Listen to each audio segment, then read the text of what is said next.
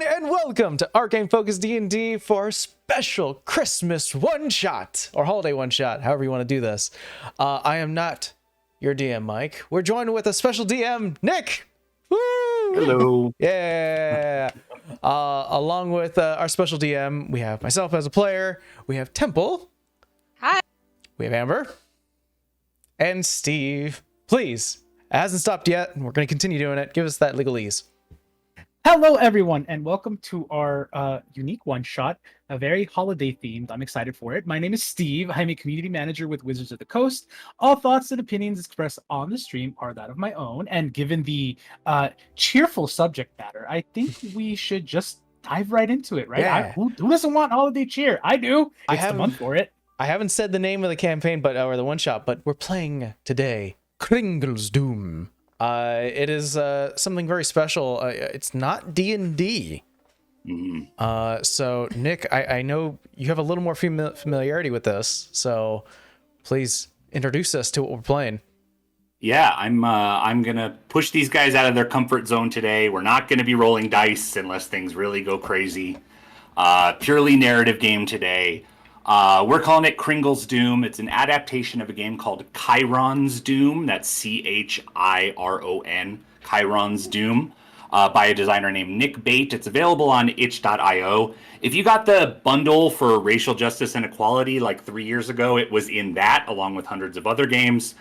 There was an updated version on Kickstarter earlier this year. If you just look for Chiron's Doom Kickstarter, we're modifying it a little bit, obviously making it holiday themed and expanding it to 4 players instead of 3. It doesn't actually need a GM, but I'm going to be facilitating just because I'm a little bit more familiar with this game and these kinds of games. So this is going to be a narrative-based game. Players are going to take turns leading the story. I'll set the stage, but I'll step back and facilitate the scenes. Our players will narrate what happens in response to prompts based on what playing cards they flip. Players can and should involve other characters in their scenes, in which case they'll collaborate to figure out what happens. But the active player will have final say in any disagreements. I'll ask questions as needed to get more detail in scenes. I might take narrative control at points if certain prompts come up. I have a simple dice-based conflict resolution method in my back pocket if we need it, but I don't think we will. The game is likely to deal with some dark and unpleasant themes, perfect for the holidays. It's very possible for characters to die. Death is not the end of your role in the game, but to our players, if anything in the narrative happens that you as a player are not comfortable with and which makes the game not fun for you, please speak up, let us know. Speak up on the call or message me privately on Discord.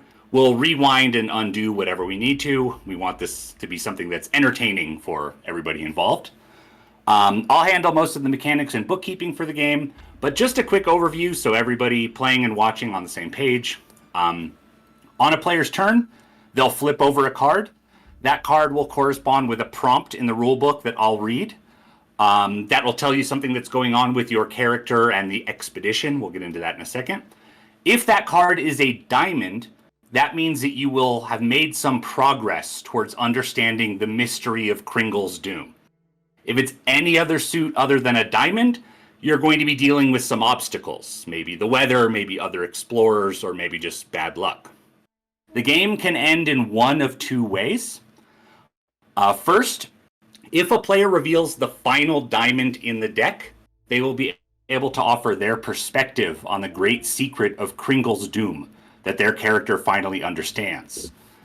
Second, if the surviving members of the expedition decide it's just too hard and too dangerous to continue, we may all decide to take what we've learned and leave Kringle's Doom and its remaining mysteries behind. I assume that would be a purely democratic vote, but that might be something we figure out as we go. As a reminder, the goal of this expedition for your characters is to unlock the secrets of Kringle's Doom. What is it really? Who built it and why? And if you learn its true nature, what might your character be able to do with it?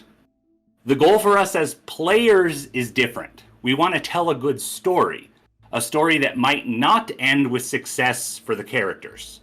That's very okay. If Kringle's Doom was an easy place to explore, it wouldn't be such an intriguing mystery after all. Do we have any questions before we go to the setup for our first scene? Ominous. This is wild. It's a wild concept to keep your head in. Yeah. But one thing I do want to interject real quick, and some real thing that's really important. This is a pre-recorded episode. And so we do have things called baby breaks, as we mentioned before, even in our campaign. We have a little one over here. You can probably see a blurred hand somewhere in Amber's vision. When we do have to do baby breaks, or if a little one gets a little too upset, we will just sort of do a cut. You guys won't even see it, but here at the players, just an announcement. Everyone's on the same page. And same thing with bathroom breaks and water breaks. If there's ever needs to be a cut, we can always just call it out, and then you'll see a quick cut for that. So all that in mind. I don't have any questions. Just want to interject.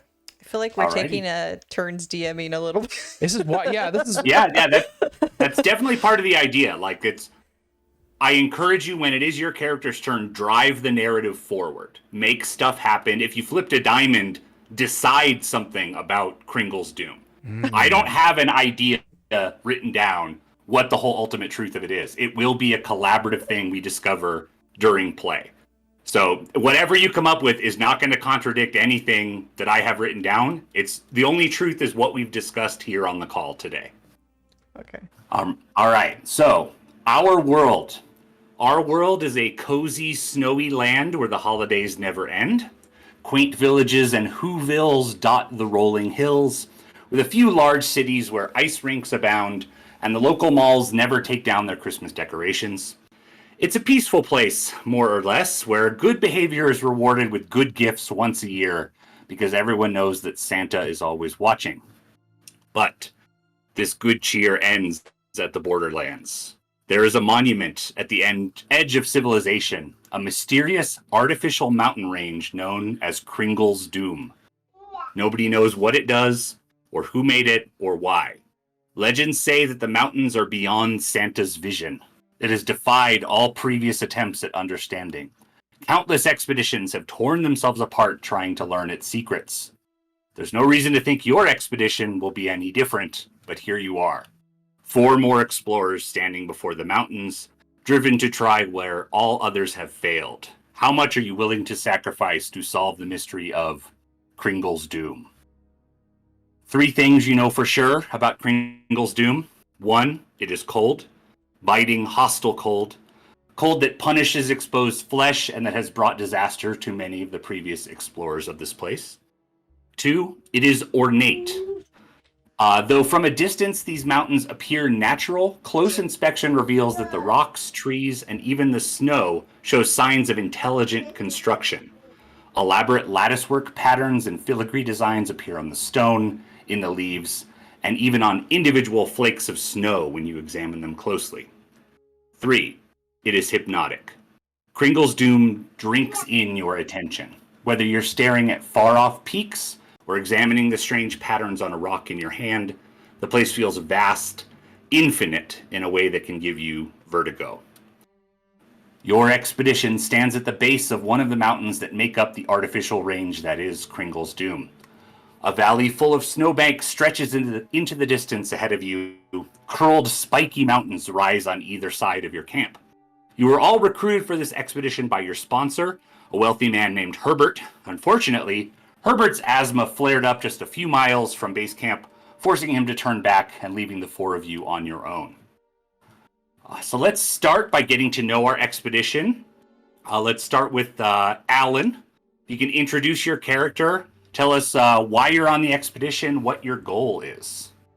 Only because I couldn't find the voice in time, I'll go with my original idea. Hello, everyone. My name is Alan Cornelius. I am a red-headed, rotund man, a bit of a prospector beard, wearing what looks to be a suit. White shirt and a black tie with a bit of scratching and patches. I have an axe on my back, a pickaxe for the prospecting, and a gun. I do have a flintlock pistol, and currently I am hanging out with my sled. I do have a sled with a couple of dogs that don't listen to me. Perfect. And why is Alan Cornelius on the expedition? What's your goal here? Well, I heard that maybe there was some ancient artifacts buried here in Kringle's Doom, like Frosty's hat is somewhere around here. And I throw out my axe, and it flies in the air, and it hits the snow. I immediately grab it, and I start licking the metal for any gold and silver, and I'm like, damn. All right, so wealth and treasure is what's driving Alan here. What role do you play in the expedition? Oh, this is what we selected, right? Yes. Yeah. All this is new. I am the explorer type, correct?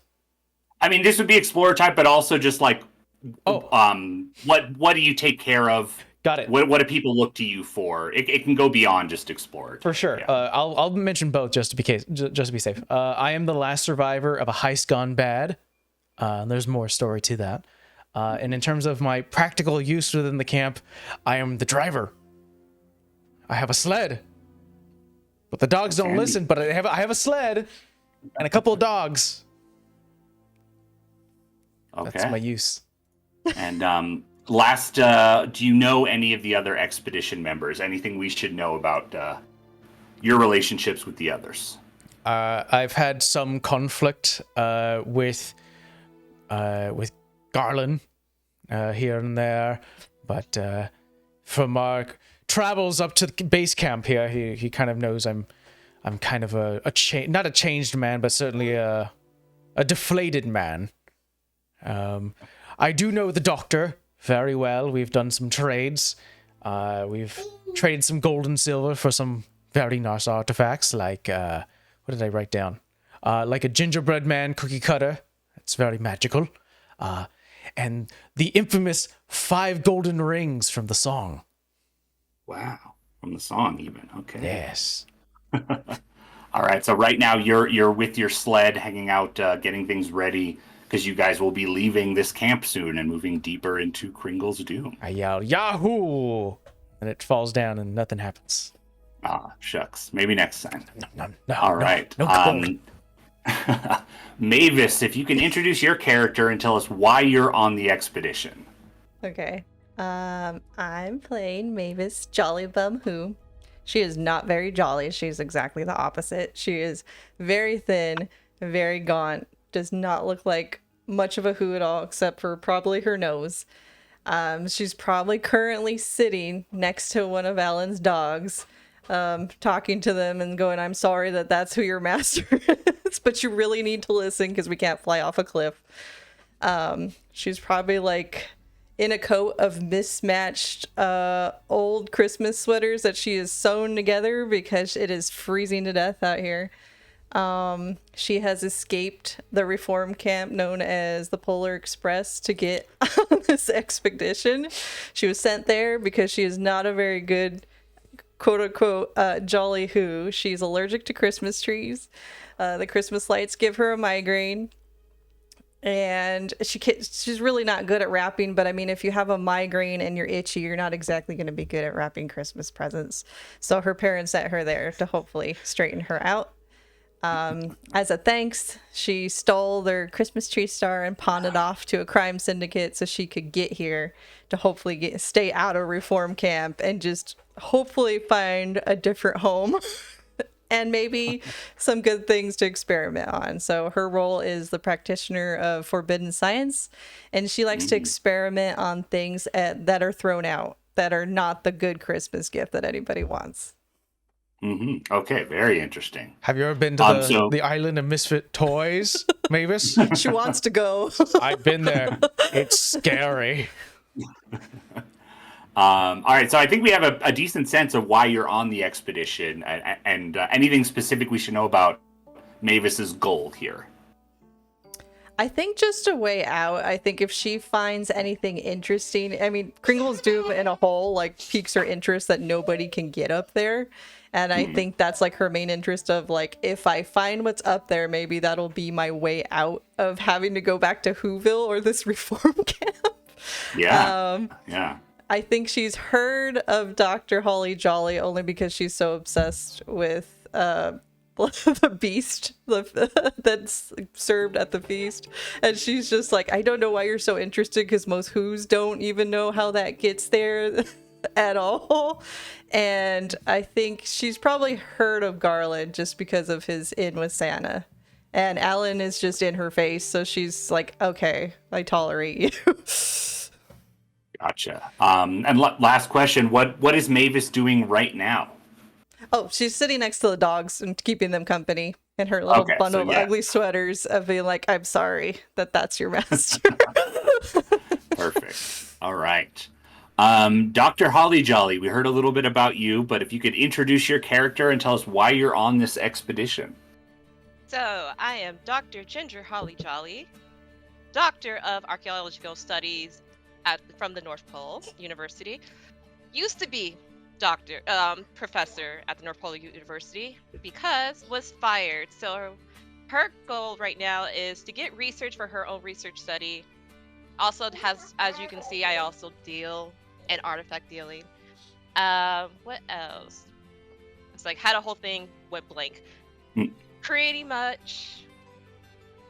Yeah, she knows her role in this is like she does research. This is not her first expedition, so she's probably already dressed in her parka and her boots, snow boots, walking around with her voice recording notes of everything that's been going on, which probably brought on because of her experience for expeditions, even though she's never been to Kringle Doom before. That makes sense. All right. And do you have a pre-existing relationship or know any of the other expedition members? Well, as Alan said, me and him have dealings in the past. I may or may not be dealing in a gray area with some crime people for my artifacts, but nobody needs to know that. But, those 5 golden rings were such a find. I was able to do an amazing paper on that. The child, the whole child, don't know her. She's kind of fascinating, though. And then Garland. We have not had words, but we've been in the same spaces at mini balls hosted by Santa. Perfect. All right. And so right now you're walking around with a voice recorder, just kind of documenting what's going on? I'm walking around with a voice recorder, pretty much probably talking to themselves, just saying things like, research log, day 1. It is cold. Very, very cold. But I am determined to find the history of the first roast beast. And also, if I can find glorious snow diamond, that would be beautiful as well. Okay, we'll see if it works out for her. All right. Last but not least, we have Garland. If you can introduce your character and tell us why you're on the expedition. Well, there. The Gingerbread Uprising. All Krampus Eve. The Battle of the Broken Cane. I've seen it all. I once was a child, Father passed away long ago, a soldier himself. Mom felt sick. Wasn't sure she was going to make it. Sorry. I prayed for a miracle. I did all my good deeds. She survived. It was a Christmas miracle. That day I knew, Garland, you're gonna follow in your father's footsteps. You're gonna be a soldier. And a soldier he is. He has seen a lot of combat. He is certainly known as a veteran. And while he doesn't necessarily know some of the while he doesn't know the secrets of Kringle's Doom, he's had different findings in his battles that actually have created more questions than answers. Every time he encounters a foe, he defeats it, and he finds secrets, whether those are like, scrabblings or just ravings of a lunatic. The more and more he goes on, the more he discovers it could all just be connected. And, upon having been recruited by Herbert, he realized maybe this is the inn he needs to discover what the connection is. What is Kringle's Doom, and how is it connecting to all the evil that's befalling Whoville? Okay, now it's your turn to be ominous. All right. Hmm. And what role does Garland play in this expedition? Well, given that Garland has seen a lot of battle, he is certainly combat ready, certainly experienced. Mhm. He is the vanguard for this expedition. He is going to be the sword and shield of the expedition. All right. And any knowledge or previous relationships with the other expedition members? Garland's line of work keeps him occupied, to say the Mhm. least. And while he has not heard, he doesn't know any one of his expedition members directly. He has come across, chatter through some of his circles, and maybe some ledgers here and there and that's where he's heard of some of these people. And if I may share with you a quick addendum of the notes that Garland has received about his expedition mates. Mm-hmm.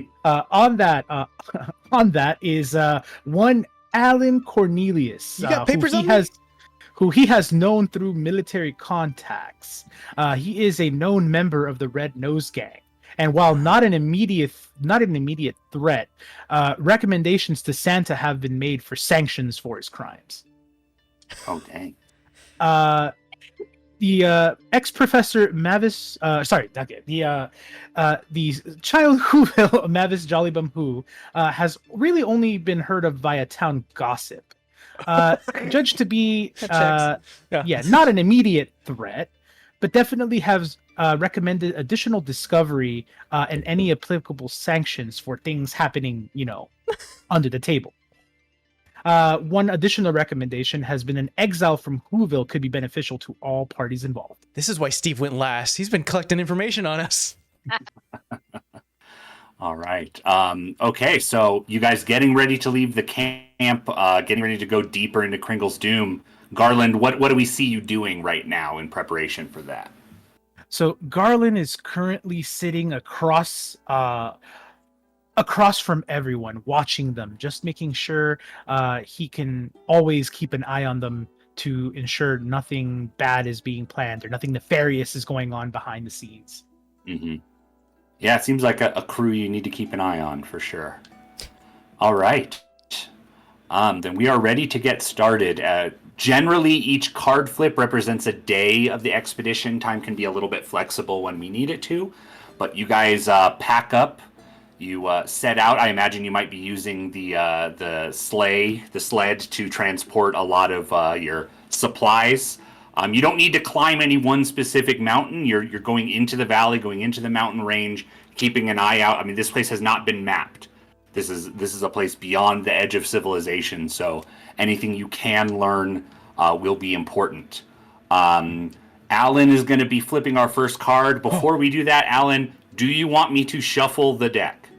It has been shuffled, but do you want me to shuffle it before you draw your first card? I'm gonna trust. Okay. And I'm gonna click. So I just click the thing? Big mistake. No, I I'll know. grab the card and put it on the table, and then you can flip it. Okay, all right. That's going to be the best way. I'm gonna trust it. I'm gonna fully trust. Here we go. Okay. You can flip your card. Flip card. It's a diamond! It's a diamond. All right. So as we said before, I'm going to count down 6 diamonds remaining. On your first day of the journey, the prompt here, what's going to happen, and then Alan, you can take the narrative. The monument speaks to you. Uh-oh. What does it say and how? I think as Alan is quite surprised, and not the voice hasn't hit him just yet, but essentially on our first day of travel, Alan is actually pretty surprised because while his sled team has never listened to him, and he's always ended up having to just grab the reins and just going, "It's like this," or that's actually how the guy sounds. It's more like this. He's quite surprised because apparently Mavis has calmed them down a little bit, and they've actually starting to mush under her direction. And he's like, "Child, how have you done such a thing?" They don't like you. "But I feed them every day. You belittle them every day. They I don't like you listen to either." me, child." It's right. pronounced day. As sort of midway during the journey, he hears the growling of his old foe, White Furred Terror, the Yeti. It screams and it speaks to me. I think in lined with the growling, he hears whispers of almost like come deeper, get like come further deep, get lost within the snowbanks. There's gold, silver and gold here. Yeah, I think his mind is starting to. I think he's starting to get a little too invested in like faster. We need to go faster, deeper. We don't need to rest. Go. Yeah. Does anyone else hear this voice? Or is this just in your head, Alan? Oh, maybe it's saying things differently to everyone. I think maybe to Mavis. I don't think it said any of that, but okay. Does the voice speak to everyone? I think that's something Alan could decide if everybody hears a version of the voice. I think everyone hears a version of the voice, but it doesn't say silver and gold. It says that to me. I think for actually I can go for Garland. I think you hear the familiar ho-ho-ho-hos of Santa, but not in a jolly sense. I think you hear maybe some cries of anguish. Someone in trouble. Oh, I see there are forbidden magics at work here.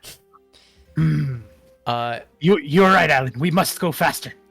Yes, we certainly do.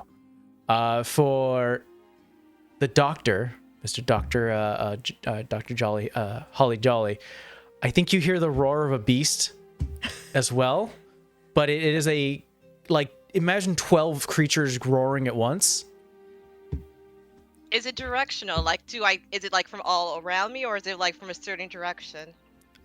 I think it's away from the edge line that we just came in, so deeper into Kringle's Doom. Into my log. I know Alan keeps saying that we must go further, but we must need rest, otherwise he's going to risk this expedition altogether. Yeah! However, I hear the growls just beyond the edge. What is that? Is it sentient? Is it Whovillian? Is it aliens? Oh snap! We're going to aliens. I don't know what would attract Mavis. If it just said freedom, that would be good enough for her. And I think if it did. Oh, I know what you hear. Okay, go ahead. I think you hear a different song being sung. It doesn't sound holly. It sounds, if a word could exist, Halloweenish. Is it literally, this is Halloween? Something. There's no real words to it, but it's like... It's just a beat. I think she gets out like an Still old... composed by Danny Elfman. Yeah, exactly. An old like little Danny Hoofman. Walkman that somebody threw away, and she puts her little headphones on, and then she has like this little, I don't know how to explain it. It kind of looks like a little sonar cone, but like she kind of pieced it together. Horn. Yeah, like man, these are all like and toys. She's like trying to hear like where it's coming from. These are all Christmas toys we've taken. Little Bobby Sue got a... Wow, so... Yeah, I think so. Like everybody seems to agree. You're all spoken to in different ways. Alan, do you guys compare notes, or is everybody just agrees to go faster and you don't talk about what you heard? I mean, if I'm pulling out equipment, I will tell them I hear a music beat, but I will like pat the little dogs to be like, "Come on, we really need you to go." Yeah. Because I'm talking into, if we're going by the toy analogy, that toy with the little tape controller and the toy microphone, I'm assuming I said it out loud. So I'm like, does anyone have a response? It's like, I hear beasts question aliens. I don't know about aliens, but I certainly hear the sound of something familiar. Yes, sound of a yeti. Yeti's a beast. Yes. Fascinating. Mhm. It Yet. seems it seems it's giving us the things we want to hear. Why? What do you Forbidden hear? Magic's at work. What do you hear, Sergeant or soldier? Oh, jeez. That is general to you, gang Oh. member. Ex-gang member. All my gang is dead. You know this. You've paid for your crimes. This is just. This is why. This is what happens when you stray from the path. I mourn my friends every day. It just Rudolph. sounds like he's a. don't Just sounds think like you're Rudolph independent is contractor dead. now. Rudolph is dead. He was part of a Red Nose gang. He was our mascot. Oh, that's how that went. Then who's up there now with the red nose? They just put a red nose on a reindeer. No. Rudolph is still in the North Pole. That nose is not what you think it is, though. Really? It might be a very beautifully encrusted ruby stone, but who am I to say? How does he breathe through his Maybe. nose then? Maybe we should It's turn carved. turn to the North Pole then. That sounds painful. Everyone sees Garland writing something in his notes. Oh. All right. Hmm. So I mean, sounds like you guys have learned a little bit about Kringle's Doom. You learned it can talk. You Yes. learned that it seems to speak in different ways to different people.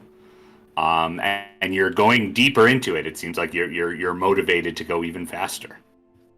All right. Mavis, it's gonna be your turn. Oh, there we go. Another So flip. you continue the journey, you press on, and then day 2 of the expedition. That means towards Ace the of end of this. We're going. Yikes. See, when you guys said I should 5 have shuffled. Nope. seconds remaining. That could be a 1 or 11. Yeah.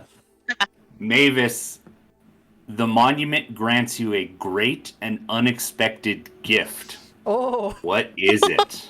Uh-oh. don't know. That could be a lot of things. Could be. Like, What is it? does the unhappy child want? What? Yeah. She wants a home away from Whoville. I think the most. Migraine pills. No, she wants to stop having the migraine. Sunglasses.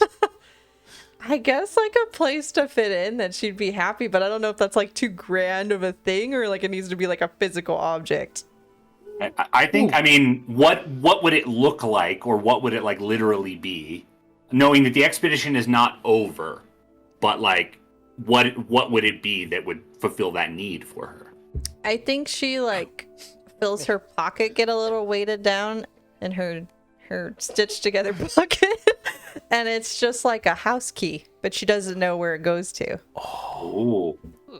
But it has like a little keychain that's kind of like poorly stitched, and it just says for Mavis. wow! So it's just there when you like maybe wake up on Yeah. day 2 of your expedition after camping and everything. Yeah, like it has that little like, I don't want to say needle point, but like little house on it, and then it says Yeah. for Mavis, and now she's like, well, where the hell am I supposed to put this? Yeah. I like that. So you like, you got it. You know it means something, and obviously, it ended up in your pocket after the night. So that's a little odd. Do you tell anyone about it, or is it something you keep secret? I think she keeps it secret, and then like she puts it on like the inside of her like stitching. She has a lot of pockets for a lot of things that she keeps, so she doesn't keep it in her jacket. She puts it in like a little pouch and like ties it to Yeah. herself. And let's see, how are you sure it's from Kringle's Doom? What is it about it? Do you just have a feeling, or is there something about it or how it got into your pocket that you're sure it's not one of your the other people in the expedition? Oh, yeah. How do we slipped it in there? When you said it was ornate, like Kringle's Doom is ornate, like how is it ornate? Yeah. So, I mean, what I'm thinking of, I'm kind of pulling from like fractal designs, snowflakes under microscopes, but also like Uzumaki and everything, and like the ring. So when you look at, if you looked at if you had a microscope and looked at a snowflake here, you'd be able to zoom an infinite amount, and it would get more and more ornate. But also thinking about like Christmas decorations, really, really fancy, like filigree angels designs, things like that. So I think for her, like on the back of it, it has like a mosaic, but it's like crushed ornaments that's like in the back Oh, of it. yeah. Uh-huh. And I like she hates those Cool. things, but she also thinks it's pretty. So I think that's how she knows it's from there. Like Yeah, it kind of like matches that ornate part of it. Yeah, I can imagine like you look at the design and then you like look at a mountain range in the distance and the pattern is like exactly the same. It's like that kind of like, okay, this is this means something, even if maybe you don't know immediately what to do with it. Yeah. So hard to get real estate. Real hard to get real estate. It's real hard. Yeah. All right. Anything else you want to add, Mavis, before we press on? I don't know if Mavis really smiles. She's not got too much to smile about. Plus, it's too, like, freaking cold here. Like, she's used to the cold, but I think the circumstances, it's even colder than Yeah. from, like, where any of us are from. So I think she probably has a slight smirk, and you probably just think something's wrong with her face because she doesn't do this on a regular basis. Leaning over to the doctor going, "Is something wrong? Is she going crazy?" I don't know. I've never seen a who have that type of face before. Is that Joy? It's like she's doing Wait. this. She's like just showing her teeth. Is she snarling? I think Is she trying to snarl at the dog? she's got to sneeze. Mavis, darling, are you okay? I'm fine. Are you sure? Looks like you're trying to pass gas. I think this is a smirk. I don't really do it very Oh, interesting. smirk. That's very interesting. I don't have a whole lot of reason to smile back home. And plus, it's freaking freezing here. Oh, exactly. So you're smiling because it's cold? No. She's also a bad liar. And she takes out the little key and it's just like, because I got this in my pocket, but I don't know where I'm going to put it. And she'll show you What's the key. that? She won't hand it to you. Oh, this is beautiful, beautiful, child. Where does this come from? I don't know. I was sleeping and then it was just in my pocket. And it has my name on it, which is kind of weird that we're in the middle of nowhere. So, it just appeared in your pocket. Mm-hmm. But it matches the... And I point to the mountainside. I'm like, it kind of matches that. So I think maybe it's like a gift or something. Or maybe, I don't know, a weird mouse crawled in my pocket. Garland proceeds to take a look at it, kind of studies it up and down and says, fascinating. Then begins to take some notes. Perhaps I'd be really reluctant to give this back to the child, but I will give it back to the She child. snatches it back. curiosity. Alan, you can look at it from here. I'm not handing it to you. No Curiosity, offense. Mr. Garland. You certainly write a lot. Maybe you have more insight. I've never seen this key before. It's think- fascinating. I've never seen anything like it before. Oh, that's your fascinated tone. Interesting. Do you not have a job to do? Shouldn't you be? Yeah. Shouldn't you be driving those? Come on. Yeah. We must go deeper. The dogs quickly. don't go, so I like this, and I grab the reins and I start pulling everyone. Is that really No, his no, job, you though, need Garland? to pull tighter. You need to pull those dogs in line. God. Yeah, move over, Alan. And I take out a little thing of like roast beef jerky, Oh, and I give it to the dog. infamous. Why haven't you shared anything with us? I don't eat much. This is what I've been eating, but I'm not gonna carry us there. What does it taste like? She You've hands him never a had piece. roast beef before? I've never been to a Whoville. I mean, I could see why they would not let you in. They probably steal their presents. Are they xenophobic? No, they just don't want you to I'm- take their stuff. We already had that happen. It was a real pain in the butt out there in the middle of the snow for no damn reason. Oh, the infamous Wait, story. wait. Of Is this the Grinch story? I did hear about that I story. heard it was in the papers. I liked it better when he was out on his hilltop. So where is he now? He just lives in the city somewhere. I didn't really pay attention because he took all our stuff and then decided to give it back at like crack early in the morning. So we were all out there freaking freezing our butts off trying to find out whose stuff was what. And it's like, you're just giving my house away to some random stranger. I don't know what about that was nice. I mean, what I've heard, what the people in academia say, the hooves weren't very nice to him. Some will say, took advantage of him, so he left. Yeah, I was fine with the left part. Oh, But but not- you're fine with the taking advantage part. No, I'm not. That's awful. But I was fine with him being up on his little hilltop, not bothering anybody. And then he decided to bother us and then wanted to be our friend. So it was kind of confusing. Garland, have you ever fought the Grinch? You've fought in many wars. He continues to elude me to this day. Oh, he's loose. I thought Santa gave him the pass now that he's like all cheery and How's that charitable. situation? Yeah. I cannot comment on these matters. Oh, okay. Sounds like he's under surveillance. just government in case. secrecy. As the conversation continues, you see Garland reach into his pack, and he'll pull out this little effectively it's like a little brownish colored, almost box, if you will. He'll open it up, and within it is contained a metal can. So he proceeds to then open the can, and all you see on the can, written in big, like bold letters, is NPRTE.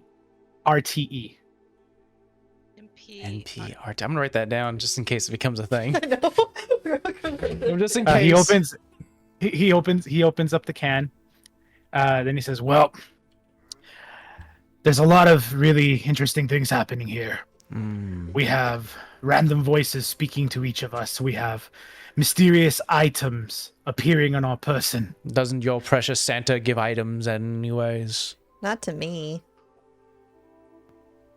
He gives to those that give back." Hey, I've never been bad by all means. I've just been not very hooey. I don't know what you want Well, to call child. that. Well, child, Paul instead. What? child, I never said you were. And he's gonna grab a fork, and then he's gonna, once the can is open, he's gonna start consuming what's in the can. I know you are now. Are you eating like military rations? Yeah, what about it? Standard issue. She hands him a piece of her jerky. I think that'll probably taste better. Child, when you've been in service as long as I have, this becomes second nature to you. Are you You can keep your jerky. Are you Rorschach? Are you Rorschach? Are you out of your mind? No. Why are your eyes not on the road? Okay, you got it. It's alright. Amber wanted to ask him if his mother's name was Martha, but I mean, I was not going to. Mavis doesn't understand. I don't get that reference. Batman. I suggest you all eat the same. It's going to be a long night. Okay. I pull out a candy cane, start chewing on it. You guys really need to eat better. I thought I was bad. I pull a little sack that has a little Here, bit of if squished he doesn't meat, want to eat the jerky, you could have. I mean, wrapped around I it. like roast beefs. Never tried it. I wrapped around it as a little thing that says reindeer meat. You're gonna eat Rudolph? He was an organ donor. That's just not right. It's on his card. I thought she just said Rudolph was real and that he had a freaking diamond nose or something. Now you're gonna eat him? I'm confused. And now apparently he's eating them. I Okay, heard okay. the rumors Rudolph I is a heard. very popular name. Uh-huh. So they're just naming deers Rudolph? Yes. I'm not sure what came first, the deer or the human. Probably the deer came first. I'm gonna go with that. I heard that. Well, I know that Rudolph's dead. He was in my gang, but I heard that the new Rudolph is actually named Rudy. You think they should I stop can neither naming confirm them nor deny. the same name? Do you know the truth? I don't know what you're talking about. That Keep your actually- eyes on the road, please. A good question. Alan, is Rudolph the reindeer and Rudolph the heist person the same? Well, he introduced himself as What if that he had a wasn't red nose. It wasn't a diamond. What if that wasn't his real name? What Uh, if Rudolph just had a lot of kids? all I know is I can tell you who shot my Rudolph. Called him the cowboy. Yippee-ki-yay. I feel like that should Sounds like probably a be a devious figure. Yes. that should be a crime to shoot. A Rudolph. little, he was called the little drummer boy, but he was neither little nor boy. But he His had real a name drum? was Bruce Willis. But he had a drum? No. I'm pretty sure the shots went bump. Exactly. Oh, okay. Mhm. Is that why you have a gun now? I've always had a gun. But we will get to, if you're okay, Nick, we'll get to the next flip after we Yeah. put this one down. So we're going to do a quick All baby right, break. cool. So BRB. And we're back, ready for the third day of our expedition. Yeah, Mavis, I would keep a close eye on that key you got there with the rogues gallery you have traveling with you here. I know. All right, Dr. Holly Jolly, your card is on the board. If you would like to flip it. No whammies, no whammies, no whammies. Wait, click. Oh, right click. Right click. Hey! There we go. All right, And you guys said I should have shuffled it. 3 diamonds down, 4 remaining in the deck. Dr. Holly Jolly, Kringle's Doom does something it has never done before in any previous expedition in any recorded history. What happens, and how did you trigger it to happen? I trigger it. It can be while you're traveling. It can be while if you're investigating a specific type of thing. You can set the scene in whatever makes sense for you. Okay. So, at some point, I'm assume Alan finally gets in his head that we need to stop to actually look in our our environment to take note. I stopped I was- listening to voices. You tell me to stop. I just kind of smack him in the head as like, hey, we can't actually discover anything if all we're doing is running. Fine. She's got a point. So at that point, I would say we all like just stop, kind of make base camp, and we'll be walking around with a notebook, and I'll come across some ornate rocks.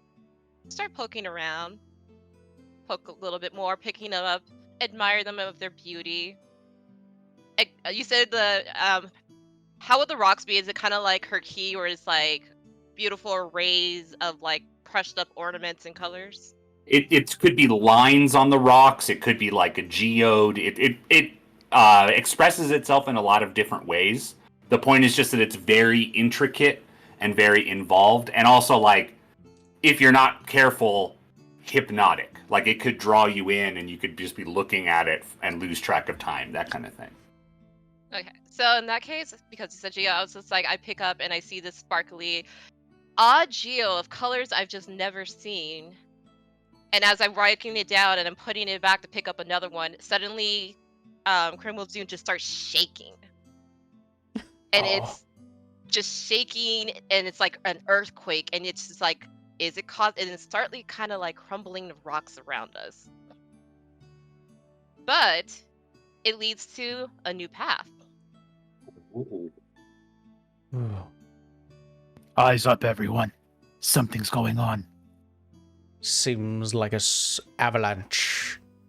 Yeah, that's what I was thinking. I think Mavis is just holding the little dogs, and she's just like bracing herself for an avalanche. It's just stay away from the walls. It will pass. It will pass. Puts Geo in pocket. Mm-hmm. I'm too nervous looking at all the falling rocks to see that. I'm gonna be real. Pick up more Geos while it's like walking away. I know I'm trying to get back to safety. Because I know I could probably sell it to Alan and like pass one to Alan. Oh no, the market. Yeah, good deal on this one. Right? Mm-hmm. But slowly it will stop. Our new path is now revealed. And it's interesting because probably a bad analogy because it's going to sound bad, but it's still pretty. Annihilation with the shimmer. Yeah. I think Annihilation is specifically listed as a reference for Chiron's Doom, this game that we're playing. It's definitely that kind of thing. I'm all like, so I think we're going there. Sparkly, shimmery new path and the Yes. point at that. All right. Doesn't bode well, but we have no other choice. Let's get a move on. How are our dogs? Traumatized. I haven't fed him about a day. You know, you're Mavis. a bad owner. No, I feed them when I can. Yeah, and maybe that's why they don't do what you ask them to do.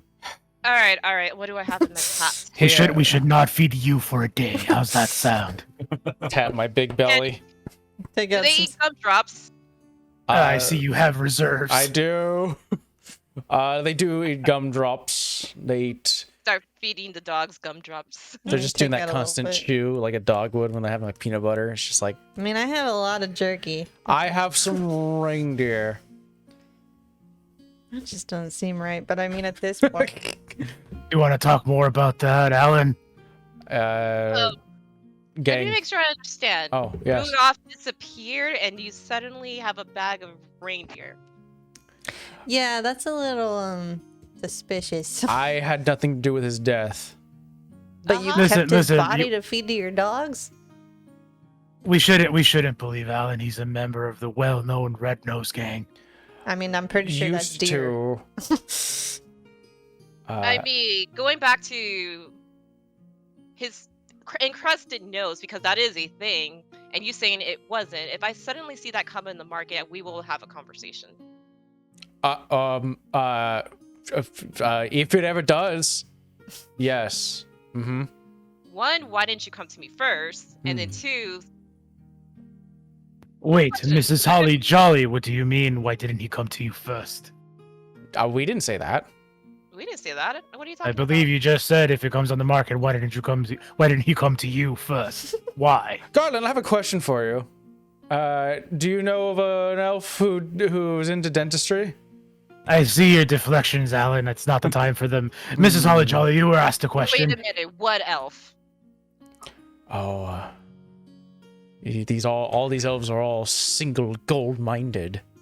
No, but there's a particular elf that Uh, Miss Holly Jolly, do you have any business under the table that the party should be aware of? wouldn't say it's under the table. Oh, really? all above Would board. you care to share with the class? What are you talking about? I don't suppose there's any black market trading going on here, is there? What is black market? What is You wouldn't be trying to sell any precious artifacts without the knowledge of Whoville, would you? Perhaps to some shady thugs, some shady gang members, perhaps? of Whoville? No, not at all. Likely story. Mavis is out there Um, with an old, like, beaten up metal detector trying to find. Maybe it's just like I got other stuff to go to. Well, I mean, like, she's fed the dogs, but she's, like, looking for stuff to collect. I didn't know you had one of those. Let me know if you find silver, gold. Maybe. See, instead of giving us odd questions, Garland, why can't you be like the child? Good researcher. Yes, moving Explore. forward. To be fair, I'm I doing am this for researching. myself and to make sure we don't all die. I Like am all great researching. scientists, girl. Like a good detective, I always like to get to the bottom of a mystery. Wait a minute. Not Rorschach? Dr. Holly Jolly, so as you guys progress through this new path that you've opened up, as far as you know, the only people that have ever found this or gone this way. So is it shimmering colors is the main difference? Does it look and feel different as you continue to go this way, or only at the start? I will say as we go in, the rays of colors become like a aura of like blues and purples, and there's also a very, very soft hum. Mm. Almost like the sound you hear of like when you do like a what is this thing saying? A singing bowl, but it's barely noticeable. Uh-huh. Okay, we got auras of colors, we got a building soft hum. All right. We should press on. Garland. Oops. There you go. Uh-oh. Garland, you can flip your card. What if I don't want That's your card, I'm sorry. it? Come on, Dark Knight. Oh, Two of spades. it would be for Garland too. We should have shuffled the deck. All right, That's well, what I we'll told get you. we'll get to shuffle now because we're adding cards into the deck. Uh-oh. Oh. Garland, the outside world of people, politics, money, and power intrudes. What form does the intrusion take?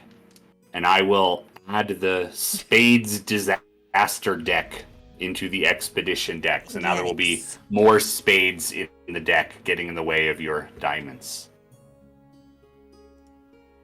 Ooh, okay, I got a couple of different things, but I think because it'd be funny and also because it just kind of happened, I think it'd only be fitting if this came to light. So, as we were discussing, once the new path has been open to us, a potential underhanded dealing going on between Dr. Holly Jolly and who knows who else comes to light.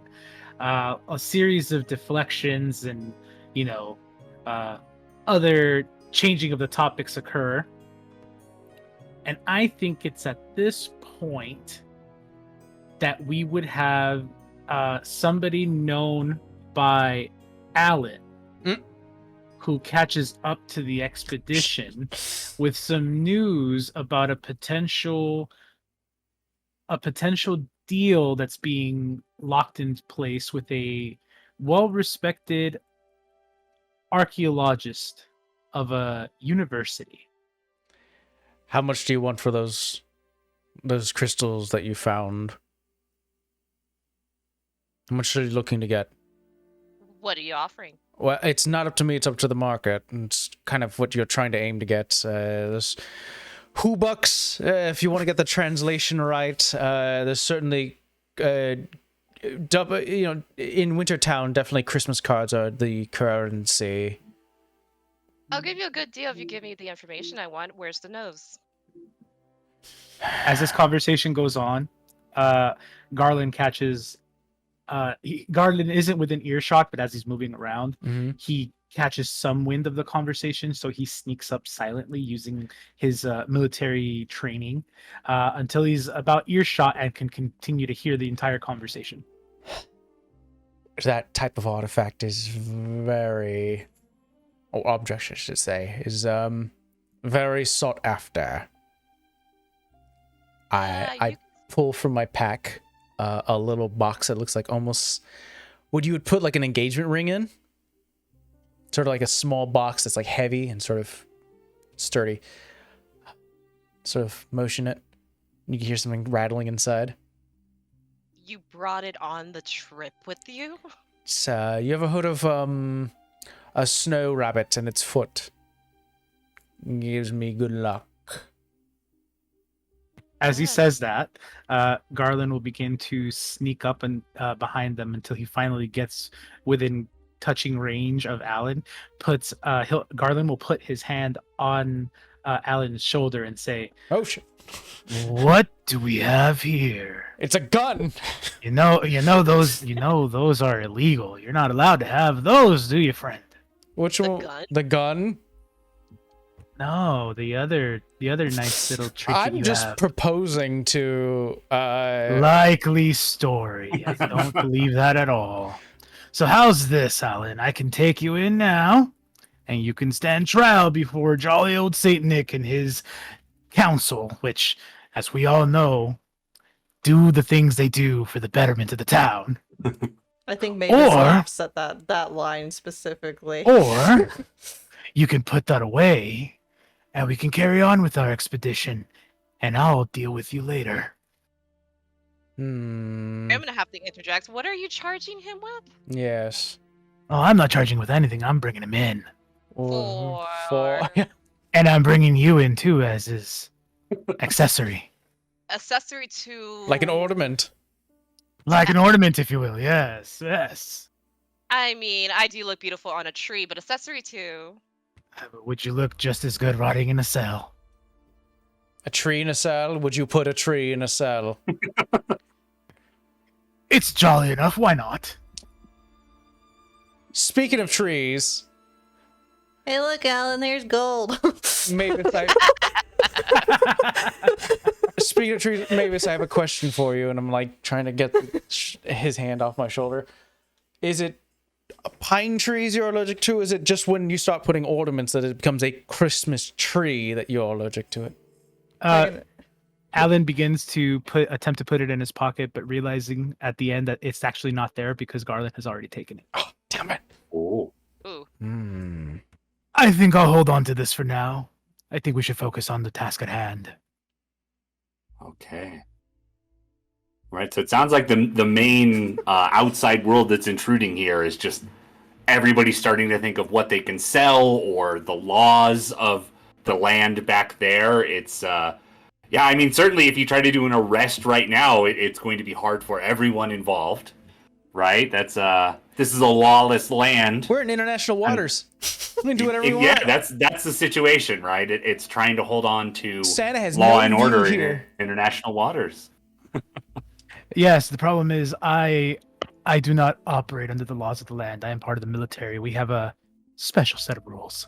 So you're telling me you're Santa special ops? Oh, I cannot confirm or deny that. he is. What the heck? Oh, wait a minute. You really think Santa would just send some random, some I can't even say the word. You think Santa would really just send some random fresh newbie here? This brings up a lot of questions. Yeah, A why does lot he of care about us? Didn't care before. Oh. And she gives you a little tiny gold rock. I mean, Santa has a lot of hypocrisy goes on in the North Pole. It's like he judges people for who does good, who's naughty, who's nice, but he will turn a blind eye if it suits his needs. Yes. That's very accurate. I You also want your find rock? this rich. I also find this rich coming from the university professor who was relieved of her duty for her. I was only relieved of the duties because that stupid elf who sexually assaulted me with his stupid mistletoe. Ugh! You do not kiss people without consent, damn it! And I assume that and not the, unknowing trading of artifacts. Did I that put was him on the naughty blacked out. list? Did I put it? But it didn't put him on the naughty list. You're supposed to No. ask for consent. I might have kicked him. She has a point there, though, Garland. So there's a big question here, Garland. And I certainly agree with the other two ladies here. You're proficient with unaliving? I have a particular set of skills. So why does Santa need someone proficient with that? Who is on Santa's hit list? He has a lot of stuff that's probably doesn't need to come out, I'm sure. Like 100% sure. Finally, someone amongst us is a smart one. Who is he killing? But doesn't that mean you're not really good if you're helping him cover up his mistakes? I've heard stories about the missing Easter bunny. What the hell did the bunny do? I have no idea what he's talking about. You've got rabbit blood. I mean, didn't On you your just say you hands. had a rabbit foot? I have the rabbit's foot that I pulled from your pocket. Yes. It's not a rabbit. Also, That if Santa would love. If it is a rabbit foot, then you don't have to arrest him, right? So that means you have the Easter Bunny's foot. I have evidence. That is on your person. So why I- can't we just? Say I you lean did over it? to the doctor and I go, that's not an Easter bunny's foot. That's Rudolph's nose. Shut up. I know. Don't worry about it. As I said, evidence nonetheless. Mm-hmm. All right. Definitely seeing some cracks in the expedition here. We're falling Definitely apart. seeing the different goals What a card. as you press on deeper and deeper into Kringle's Doom. Things being colorful, hearing that building deep tone. I have shuffled a bunch more cards into the deck now, and Alan, it's your turn again. Do you want me to shuffle one more time? No. Never Okay. shuffle in front of me. Our right. doom! Our doom. You ready for your card? I'm ready. Okay. Never shuffle me a card. You can Never give you the flip odds. flip the top card over. Oh. It's a Joker. What does that mean? When a Joker is revealed, chaos. I will take narrative control and give you a scene. Oh, this should be good. Get him, So it's yeah, the Joker. Oh, You no, that guys should have been are Garland's. you guys are progressing, into this side passage. The sound is building, the sound of the low hum, the singing bowl. You come around, like you're going through a switchback, so there's like tight back and forth. You emerge into a narrow new valley, and what you see, and Alan, you can take first action or decide what you want to do here, how you want to lead it. But what you see is snowmen. Dozens and dozens and dozens of snowmen all over the valley. There's no way to move forward without smashing through a bunch of them. Are any of them wearing like a top hat with like a gold plaid vest with an umbrella? I think the scene is yours. So if you want to investigate, if you want to find that, maybe you find that. But yeah, what you see is a bunch of snowmen in front of you, blocking the path. Are they moving? Oh yeah. Oh, I guess that's me, isn't it? Or yeah, you can take the lead, Alan. how's this gonna benefit me? Here, take my Geiger counter. Are they radioactive? I don't know. I grab the Geiger counter and I point it towards as we're getting closer and closer and closer, and all we hear is.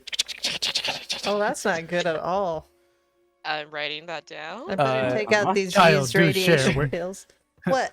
Child, do What am share I where you holding? found What that is tool. this? I have a lot of stuff in my bag that people throw out that they don't like that was given to them for Christmas. And I think that's Who gives a wasteful. Geiger counter to a kid? Red doesn't mean a He's kid. asking the right questions I here. dumpster dive, okay? It could have been given to your uncle or something. I don't know. I think all of them. You kind All of the gotta snowmen. hit it though on the right side. Sometimes it doesn't work. I think all of them are sort of the visage of Sam the Snowman, which is his official name. Of plaid shirt with plaid pants that only go over the second hump, because there's three circles that make up a snowman. Yeah. But all of them have the smiling face that are starting to droop due to a bit of the radioactivity that we just now decided to flow with. Some of the circles are not perfect. Some of them are oblong and are like starting to drip and freeze, like almost like icicles off of a what is that, like off of a roof, sort of the edging of a roof. And yeah, this is hostile. I'm gonna say this is hostile, where we are trying to plow through as many as we can as the dogs start to hit through Oh some of man, them. are we gonna have radioactive dogs? That's not good. We're gonna We have to lose wash 2 them off. dogs out of the 6. Oh, I would be like, Davis, you got a lead suit in there? One No, I one got some old- snowman grabs a dog, flings him up in the sky, and we don't see him anymore. I have some radiation Why is it pills. always the dog, Mike? Why is it always the dog? Shut up! Shut up! Shut up! Don't make that a thing. Don't look at the It's already a thing. It's already a thing. You did that The yourself. dogs and the chimeras. No. The dogs and the chimeras. This can't follow me. You do it to yourself. I say fine. we get into an action scene. You know, we have to pull out some guns. We have to pull out some axes. Whatever's in that bag from Mavis. And if the doctor has anything of her own instruments she's using as blunt weapons. I think Mavis Jewel probably just. entrusted dagger. I Oh, just have cool. like a candy cane shiv. How do you think I broke out of the Polar Express? You have a candy cane shiv? I Wait, mean, they're you all broke out kind of the Polar Express. I.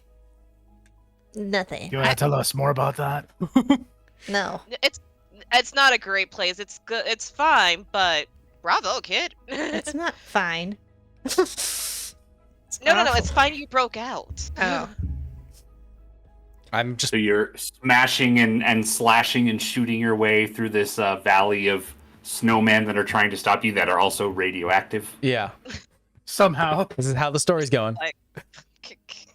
Hey, I gave you the tool. I didn't. Know I'll say that that would be radioactive. we're like in a shimmering, humming passageway that we've established. I'll say that as the snowmen are coming out from the banks, and we are coming across I've seen this in movies, but it's like an ice bridge that crosses one edge to the other, and it is just an endless fall into the mountains. Ooh. and our So sled is ice just happened. yeah, just starting to slide over. We've already lost 2 out of the 6 dogs. Yes, I'm sticking with that narrative now. So are you gonna have to get out and mush then? I always do. Well, if you Watch the fed movie, it always them, then happens. maybe they'd be fine. But it sounds like you do get through the snowman, other than what you've already lost. Is that right? Yes. Yeah. We've gotten through most Alright. of it. We haven't gone unscathed. Some of us have Just be scratches. careful. Be careful of the glowing rocks. You might just want to do your best to knock them off the cliff as Wait, best is as that possible. what we've been mining? Oh, then maybe you should take that rock out of your pocket. I'm not planning to have Wait, I kids. I'm like, is this radioactive? What's the Geiger counter say? I don't know. You have it. It's radioactive. Ah! Here, I'll split with you one of my pills. Here. Pills. Wait, we have pills for we this? have Rad-X or something? Takes Radaway? I'm all like, I like, I What like was- Discovery, but I'm not ready to die for it. Well, it was like a whole kit they gave somebody. I don't know why you would give that to somebody for Christmas, The but Fallout Christmas gift? it's thrown away. I think it's quite useful, but A full bottle of Radaway, guys. I'm I have a I bet- question for the people who would feel of their choices. oh, you don't even want to know what some people have thrown out. I can imagine that there's probably, and this is me, Michael talking. I can imagine there's some people who get like the end of the world kick, and then they buy a bunch of like for the I zombie share with apocalypse you. and for radioactive apocalypse. So Whovillian Doomsday. There's a Doom. Yeah, Doom but prepper. typically they stock up on like ornaments and stuff, so it's kind of stupid. What is that gonna do? Actually, that fits because Kringle Doom is right next to Whoville, so they'll probably be like, one day that mountain's gonna get them. So you know what? Right on them. I mean the pill. I'm swallowing that thing. Yeah, I don't want to kink shame anybody, but there's some wild stuff in those dumpsters. What? Like what? I don't want to say. I made sure not to touch any of it. Yeah. I You didn't and know. you go through the dumpsters? No. I mean, No, that's where I got Alan. that stuff from. Do you? The glowing rock you had in your pocket, I made sure not to touch that. Yeah, I've thrown that off the cliff. Did It was you a touch nice it? rock. It was in my pocket. I'm not having kids. I mean, I touched it too. Maybe that's for the best of I Whoville, was never planning on it. I'm be very serious with you. Stay on that path, please. Yeah. This is so disappointing. I can't sell radioactive items, but for my research study, this is fascinating. Yeah, why are there a bunch of them that are radioactive? Is it like to deter us, or is it just like random? Maybe that's a big discovery. No Maybe offense, a lot of Garland. You need to tell Well- Santa to freaking boost his scouts or something. If we just got rando radiation out here. Oh, it's past Santa's Well, reach. I would say by deducting, this has to be an energy source. So like, think of it like the sun. If all this is radioactive, it might be producing some type of energy off of it. So Hey, maybe that's how we got the Grinch. He Is is the green. Grinch a mutant? Well, he's green. No one else is green. He has a little hood. We all just look at Navis like, really? Really? Well, I mean, I'm a little strange looking, but that's just because I can't eat half the stuff that they give me, so I'm not as round. But yeah, there's not a who I've ever seen that's green. Little girl, there's a difference between allergies and a mutation. No, I know. but I mean, he's But- green furry though. Hmm. Yeah, they're also So- not green fluffy. So did he sprout hair and turn green?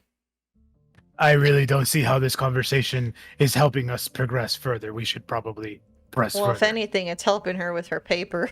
I think we're getting really deeper and deeper is. into the mountain too. Like we're in this. It's like Grinch ? Radiation. Yeah, we're learning Yeah, about but the then world. that's also concerning because he's around a bunch of who's. So are they also going to turn green and fluffy? I don't think it's like a disease. Isn't it? Radiation? Why is it pills? Wait, maybe is the Grinch native to who though? Did he come there? He supposedly like got given away or something. I don't think he was like born there. But like they tried to make him a who, I guess, and then he didn't really fit in, and then they kind of, I don't know why you would ostracize a child and put them on a mountain, but you know, I got sent to reform camp, so I don't know, maybe I'm not the best person to speak on that topic. Darwin, you you and probably the doctor have been close enough to Santa. Does he give nuclear weapons as presents?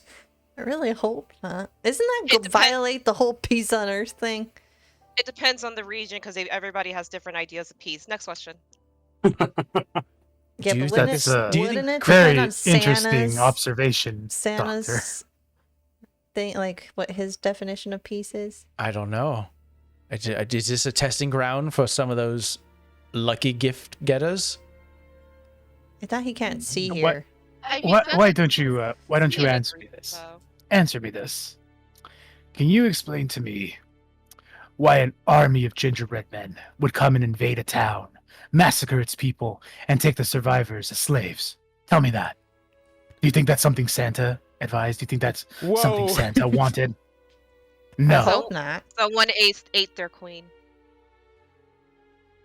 Someone ate their cookie. Garland is having flashbacks, guys. I sort of, He is really having flashbacks right now. I lean over to the doctor, Holly Jolly. I didn't want to really say where I got the cookie cutter, but now you. I know. Oh, Ellen, I don't think talking does you well. But I'm sidebar. Garland, I think you really need to question Santa's motives because he's sounding like a real ass. By Morally gray. the more we find out, You really think that Santa's behind all this? I know This he's behind we a don't couple know. of things, but you know, but You The think rest he's of it- behind everything? Some people worship Santa. It's like a not god. wrong. Santa's a great person. He sees all. He sees all. He knows about you, Alex. Sleeping- Especially you. yeah, you've probably been on the naughty list for a while. Tried to rob the Carol's casino. Oh, we know all about that. Yes, I'm sure. Why does Santa need a casino? Well, it wasn't his. It was the Little Drummer Boys. Oh, the one that didn't have a drum or did have a drum? He We had a drum that's not the kind you thought of. Yeah. Mhm. You ever heard of a Tommy All gun? No. All right, you leave the remnants of the radioactive snowmen behind. You go deeper and deeper. Certainly, I think occurs to some of you that it might be hard to go back that way. Oh. After what you've left back there. But yeah, you move a day deeper into this secret side passage, maybe entirely radioactive. We're not sure yet. Of Kringle's Doom, and Mavis, it is your turn to flip a card. Oh no. Okay. Okay. Oh, hold on. Queen of Spades. Yes, Queen? Okay. I don't think we won So- with the spade. No, spades are bad. Oh, no. Mavis, you are offered a massive reward to sabotage the expedition. Oh no. What happens? Do I have to take it?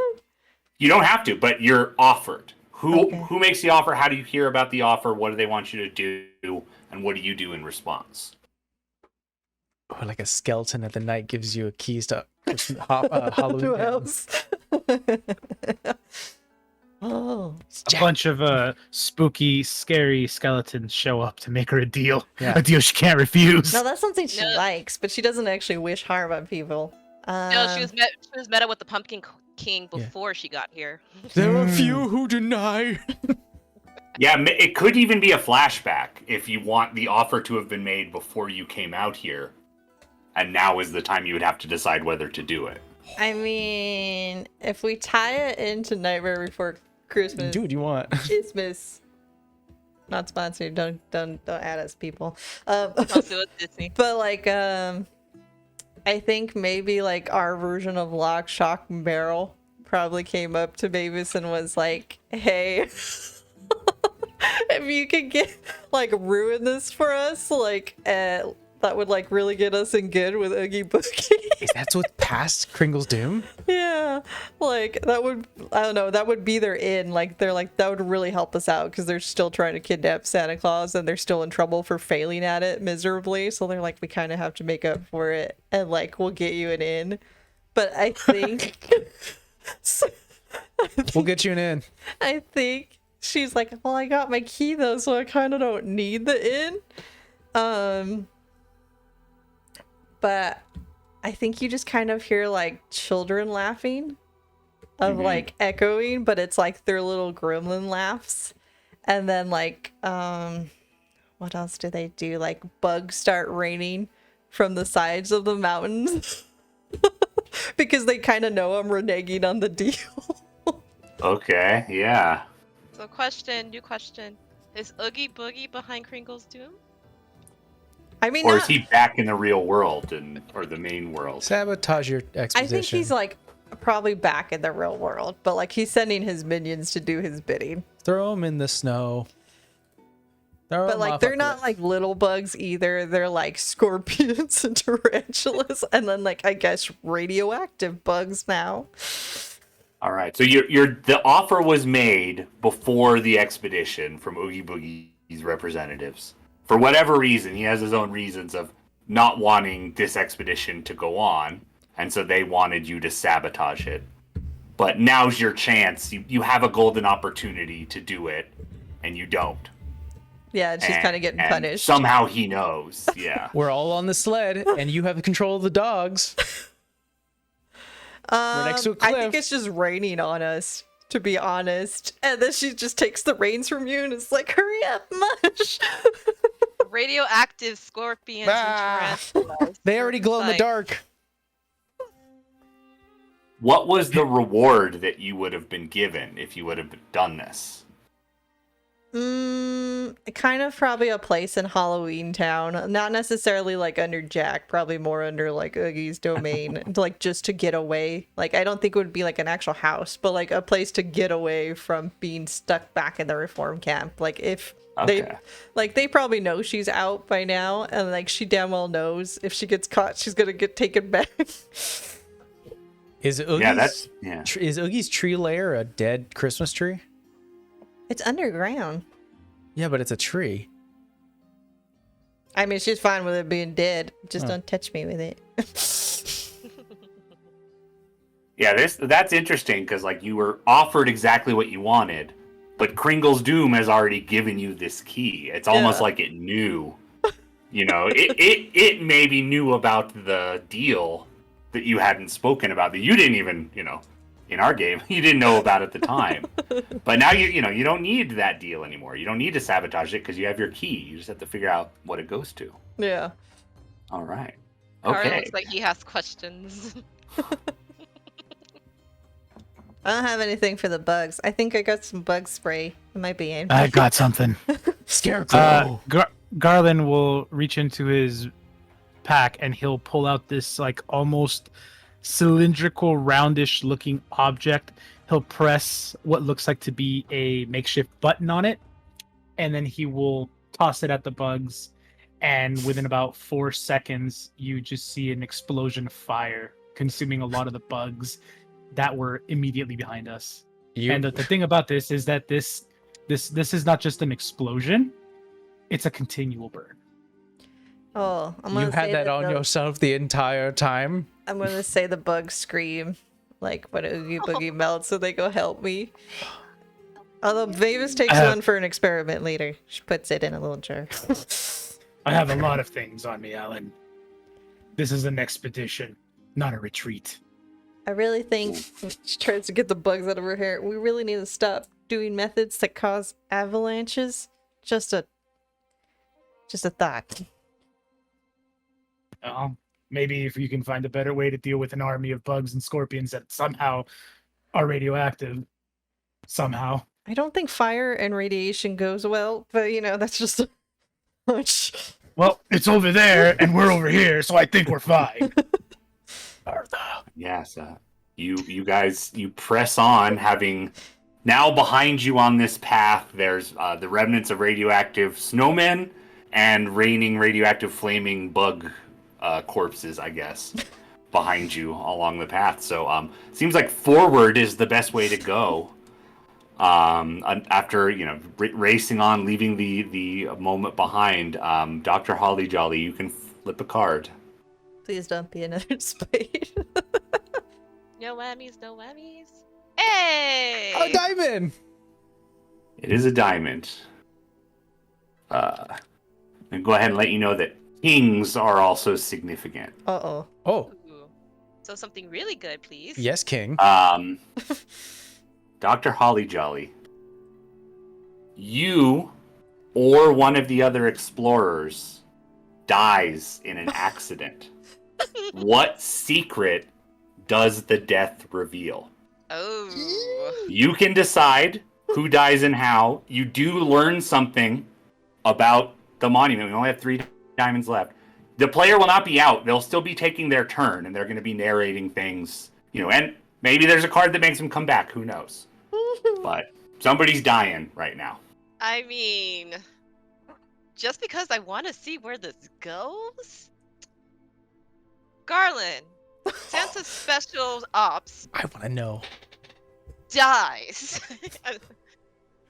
And All from right. that, we find out that Santa really wants to know what the heck is going on here. So he did send out his secret ops of what's the wintry his secret ops of penguins, as they are lovingly called.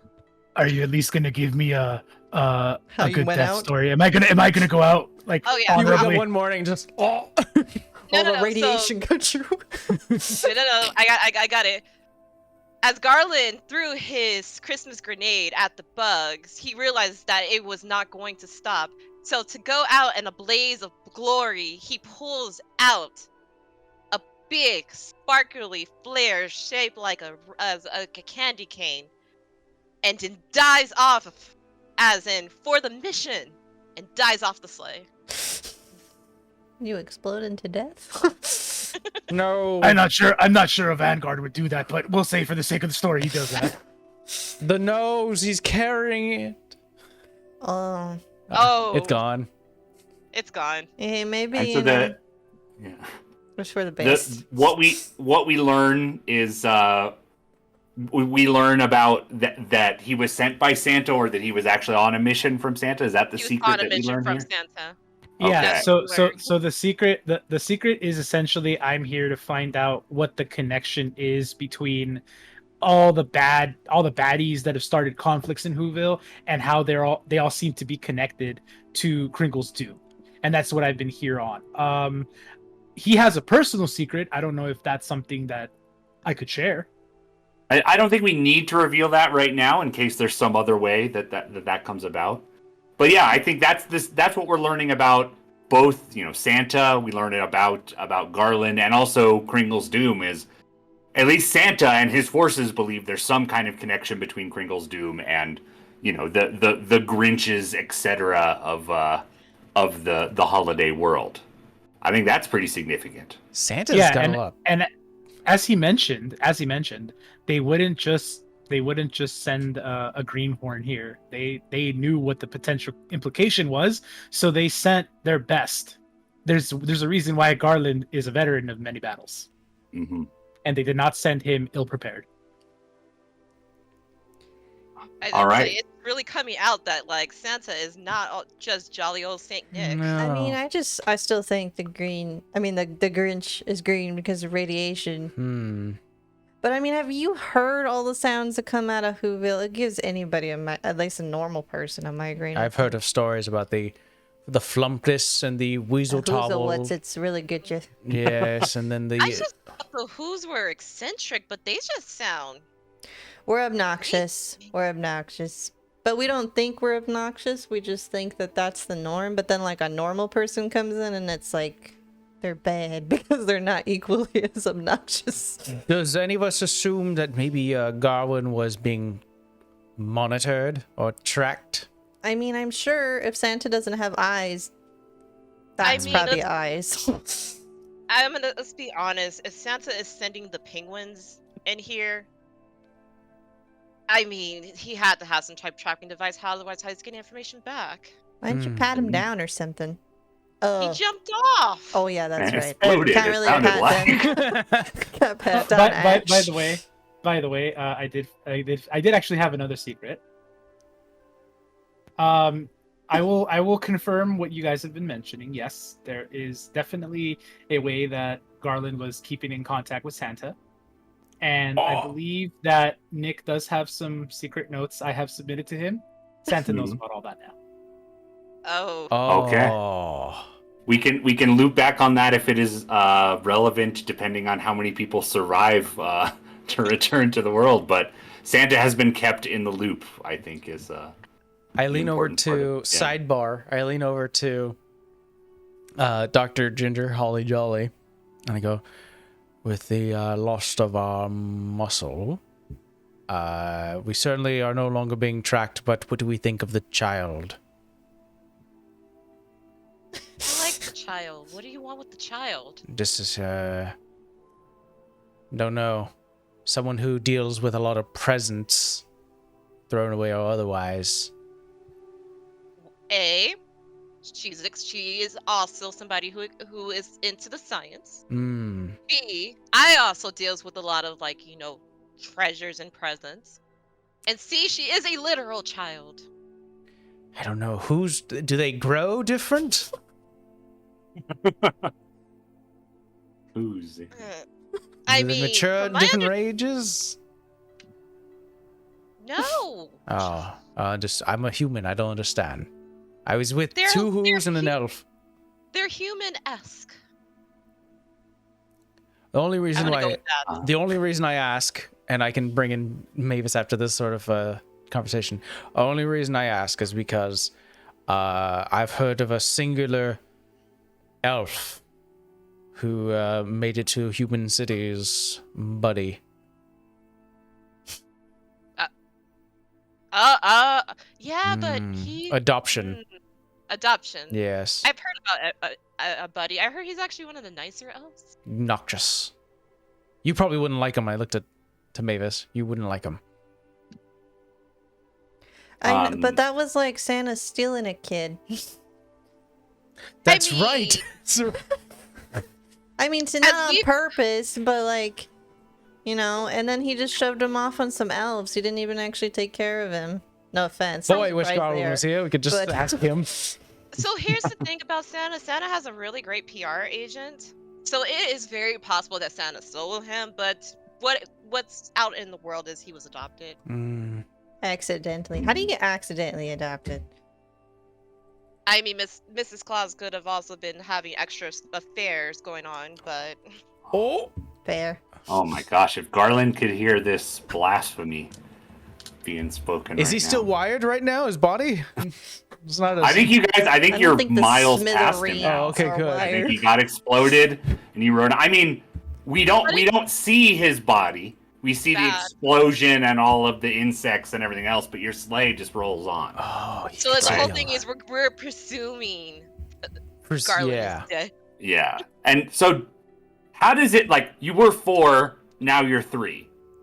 Dr. Holly Jolly, how do you feel about that? I'm not thrilled because what Alan said is right. We did just lose our muscle. I am also not thrilled that it took me that long to realize Garland was. Well, I kind of knew he worked for Santa, but I didn't realize until towards the end that he was part of the Penguins. So I'm just kind of frustrated, just because it's not going the way I wanted it to go. I'm not getting treasure because radioactive. We lost our muscle. So all I have are my notes. That's not great. Well, it's great, but it's not great. I lost my nose. No. The nose, Rudolph's nose is forever gone. We lost Rudolph's nose. God damn it. I mean, maybe we can come back with the metal detector, but it's not metal, right? It's just No, a... it was flesh. I think it's only fitting that Garland stepped off in a way with the only clear evidence of Project Red Nose. Damn it. To be posthumously awarded, I'm sure. And any notes on feelings from this explosive death from Alan or Mavis? Mavis has never seen a person and or who explode before, so I think she's a little traumatized, but intrigued of like, there's no pieces of like. I was expecting some sort of rush of candy cane smell. I don't know how elven bodies die or something, but it's gone. What makes you think when they die they smell? I don't know. I assumed you smell like hoopa bobbles or whatever you call it. I don't smell What makes it. you think Garland's an elf? I was saying, like, did we guard this if he was an elf? I thought he was. Did he have No, I pointed thought he was a ears? human. Well, look at Many Many that. secrets. I don't think he was an elf. He has round ears. I don't think Garland was an elf. So many secrets. Yeah, you just kept calling him an elf. Wasn't he? Okay, never mind. You're not an elf, right? No, I'm human. Everybody's like, "Are you an elf though?" No. All right, so you leave the bugs behind. You leave the R.I.P. to Garland Rip. behind. Rudolph's nose left behind. Say Garland. that positive. That did not feel positive. Well, the thing is, you learned a lot. Yeah. You're Yeah. one step closer to understanding the truth of you could not win the game without flipping that card. That's one of the diamonds in the deck. So now that has happened, it's something that had to happen for you to understand Kringle's Doom. So that's how we should see Santa every wants diamond. something. I think Yeah. Mavis just, I didn't really like you, but I mean, you're okay, I guess. So she just leaves a little piece of a beef jerky on the ledge. Because we're Gar- miles away. for You're just Garland. like, Yeah. Well, it's just like, I don't want to Hopefully go. you can follow it by scent. I don't want to The go. thing he Alright. doesn't appreciate because he's just so used to military rations. Yeah, well, she doesn't know what else to leave. I don't have ornaments and stuff. That hurts my head. it's a meal ready. There. And she puts a little snow on top of it and she goes. All right, a fitting tribute to war hero Garland. All right, Garland, you can flip our next card. Oof. 6 of Good. spades. 6 of you die. All right, There's so not Garland, enough. from now and like for this scene and from now on, you represent part of Kringle's Doom. Oh. You can help fill in details. You're narrating what's happening. So starting now, part of the monument is damaged. Who did it? How did it happen? What's damaged? So this the path that has opened up has been followed by the explorers. They reached the apex of the mountain only to discover that there is a opening at the very top of the mountain. An opening with stairs. Curious. Going down? Not going down. It's dark. It's not very well lit. But the adventurers can tell that if they walk down enough, they might be able to find something of interest. So they keep going down. Ominous noises. Leaving the dogs coming. behind. No, Yeah, we're leaving the bringing dogs that dog. They can't go downstairs with the sled. So we, I hold a dog. I guess we're. I guess I'll carry the dog. Alan, carry the dog. I carry 2 dogs. R.I.P. to the other 2 dogs. Yeah, thank God. I Alright, can't carry they're- 4 dogs. And as they continue winding down what seems to be a never-ending staircase of just barely visible light, just enough to make just enough light for the adventurers to see a couple of steps in front of them, but not enough to see how far this goes. They keep wandering, probably for about a half hour or so, continuing going down and down and down and down, until finally the staircase branches off. There's 2 staircases now. That's where the adventurers find themselves. And so with the prompt of being part of the monument is damaged, are we seeing damage here, or was the damage the part at the top that allowed them to get in here at all? So the damage was actually done at the top of the mountain. Thank you for calling that out. Mhm. This opening would not have been visible on the mountainside. No one knows what did the damage. No one knows how it came to be. But because this damage is here, that's broken off a good chunk of the top of the mountain, has exposed this ominous ladder, this ominous staircase. As usual, I throw my pickaxe in the air. Yahoo! Hold And on. it hits the top and I wrap my dog in an old scarf so it looks like one of those baby carriers.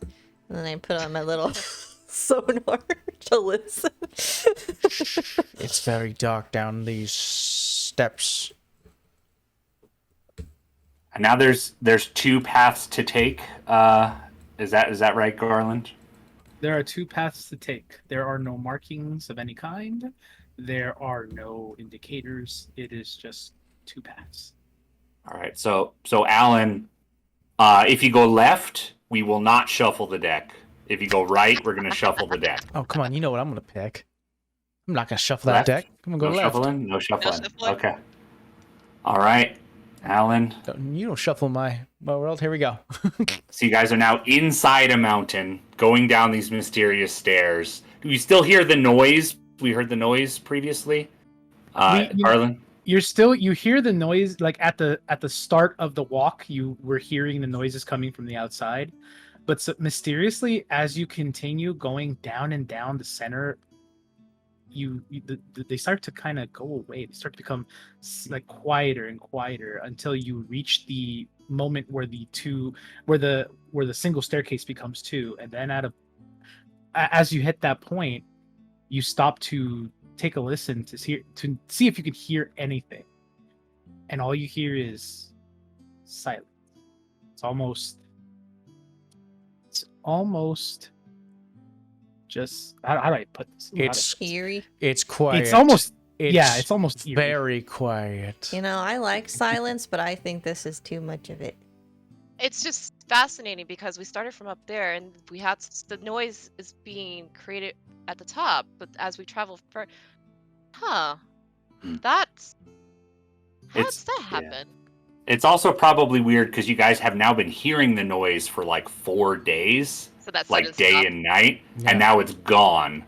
And now that noise that you like didn't realize was so loud is now gone. It's like when you down have a here. noisy That's- fridge and then you finally unplug it. Yeah. And you're just like, oh my god, is that how this place is supposed to sound? Uh-huh. Not like I'm speaking from experience. Maybe Yeah. we had too much radiation, and that's why we heard the noise. Oh, Yeah, that's we what should radiation sounds we should like. definitely do a body check, like just a real quick, just a self check, make sure that there's nothing. I'm not turning Growing. green, so that's good. Hey, I don't have my limbs or my torso. I'm exploded. Is that normal? So we basically do camp in this I checked this the fork. dog. Yeah. And then you set out in the morning on the left path, and you can flip the card, Alan. Yes, another diamond. 9 of diamonds. Yay! Don't you All right, so You this don't path shuffle. is going to reveal some we only truths have to one you. more. Well, we're gonna find whatever's inside inside yeah. this mountain. All right. Alan, you find a clue to the makers of Kringle's Doom. Oh. Who are or were they? We are going left, Mhm. and the stairwell we're on continues, and much like you've mentioned, Kringle's Doom, everything about it is basically man-made. It's got like this sort of constructed design. The stairs are too smooth, the walls are too, carved out, just like it's all even.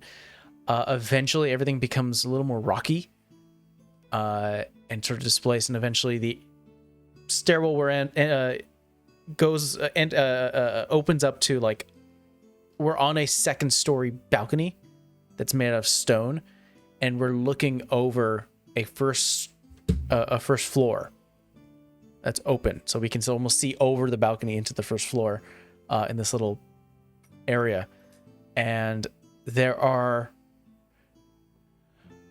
about 25 red hooded beings, and Ooh. on the hood are little puffballs of white, and all of them have black belts with heavy black boots. And you see an altar at the very sort of north side of this first floor. So we're all like peering over, and we're not being seen yet, but we're peering over, seeing this sort of event happen. The person at the altar reveals their hood, and it is a very older looking,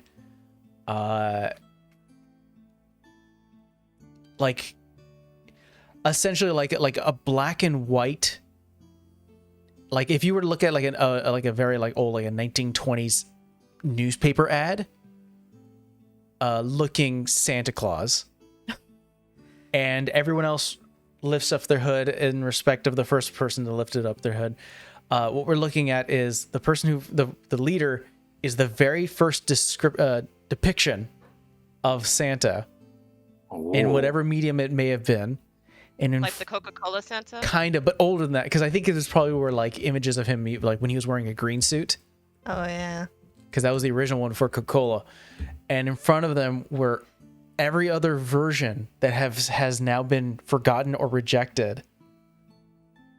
There is a black and white one. There's one of those old, like the old like 1950s, like Santa used to be like short and stout instead of being like large and holly jolly. And then there are different versions, and all of them have come together to discuss which new Santa needs to call this place home. Like, what's the latest Santa we've all forgotten about?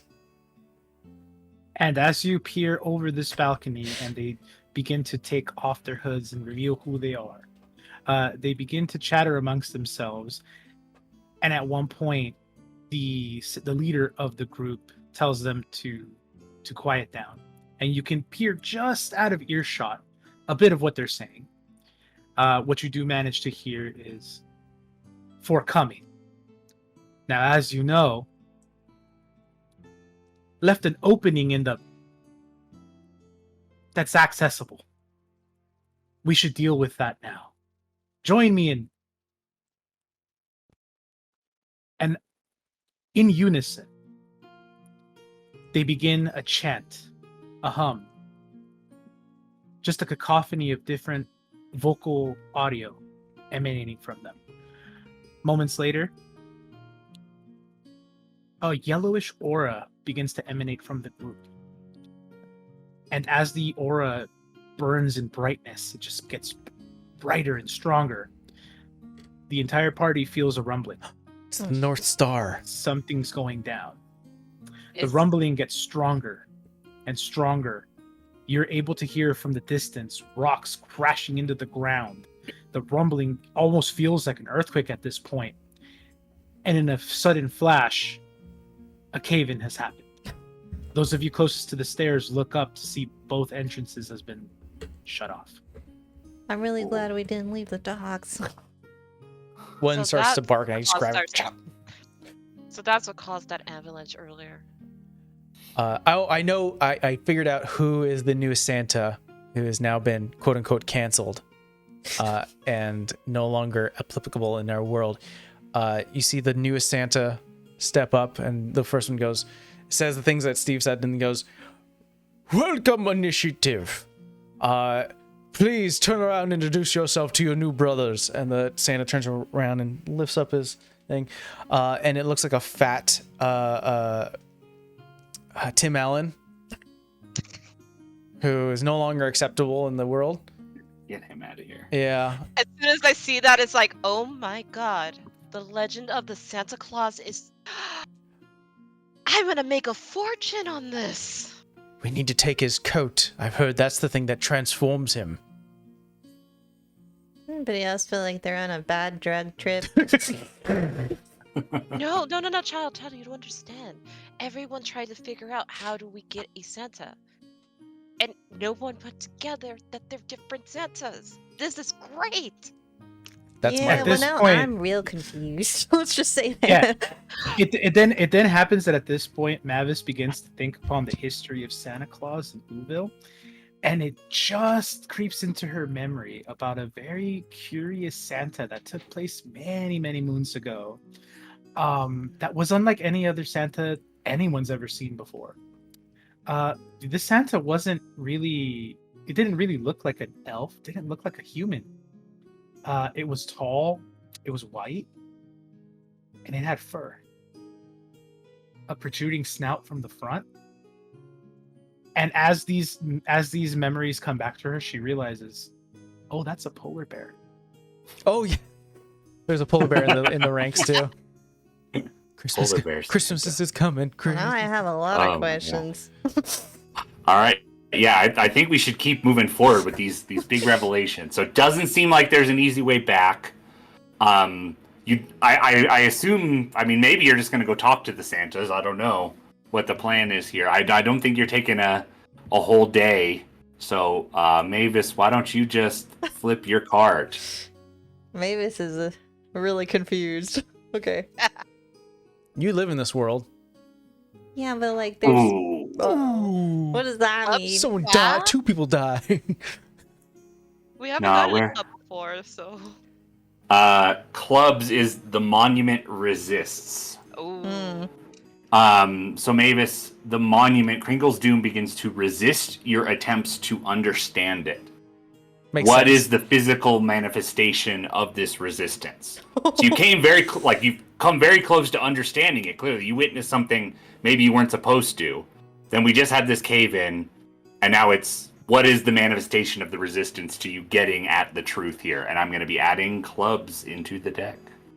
Tim Allen points at us and goes, "Intruders!" I think the Oh, naughty list appears, but it tries to like strangle us. Like our bodies. what does that look like? It's a giant, like ever-growing list, obviously, of years and years, and it's just wrapped itself around us, like that we've been caught, essentially. It was around us the entire time. There's this Ooh. entire room. Ooh, I can add to this.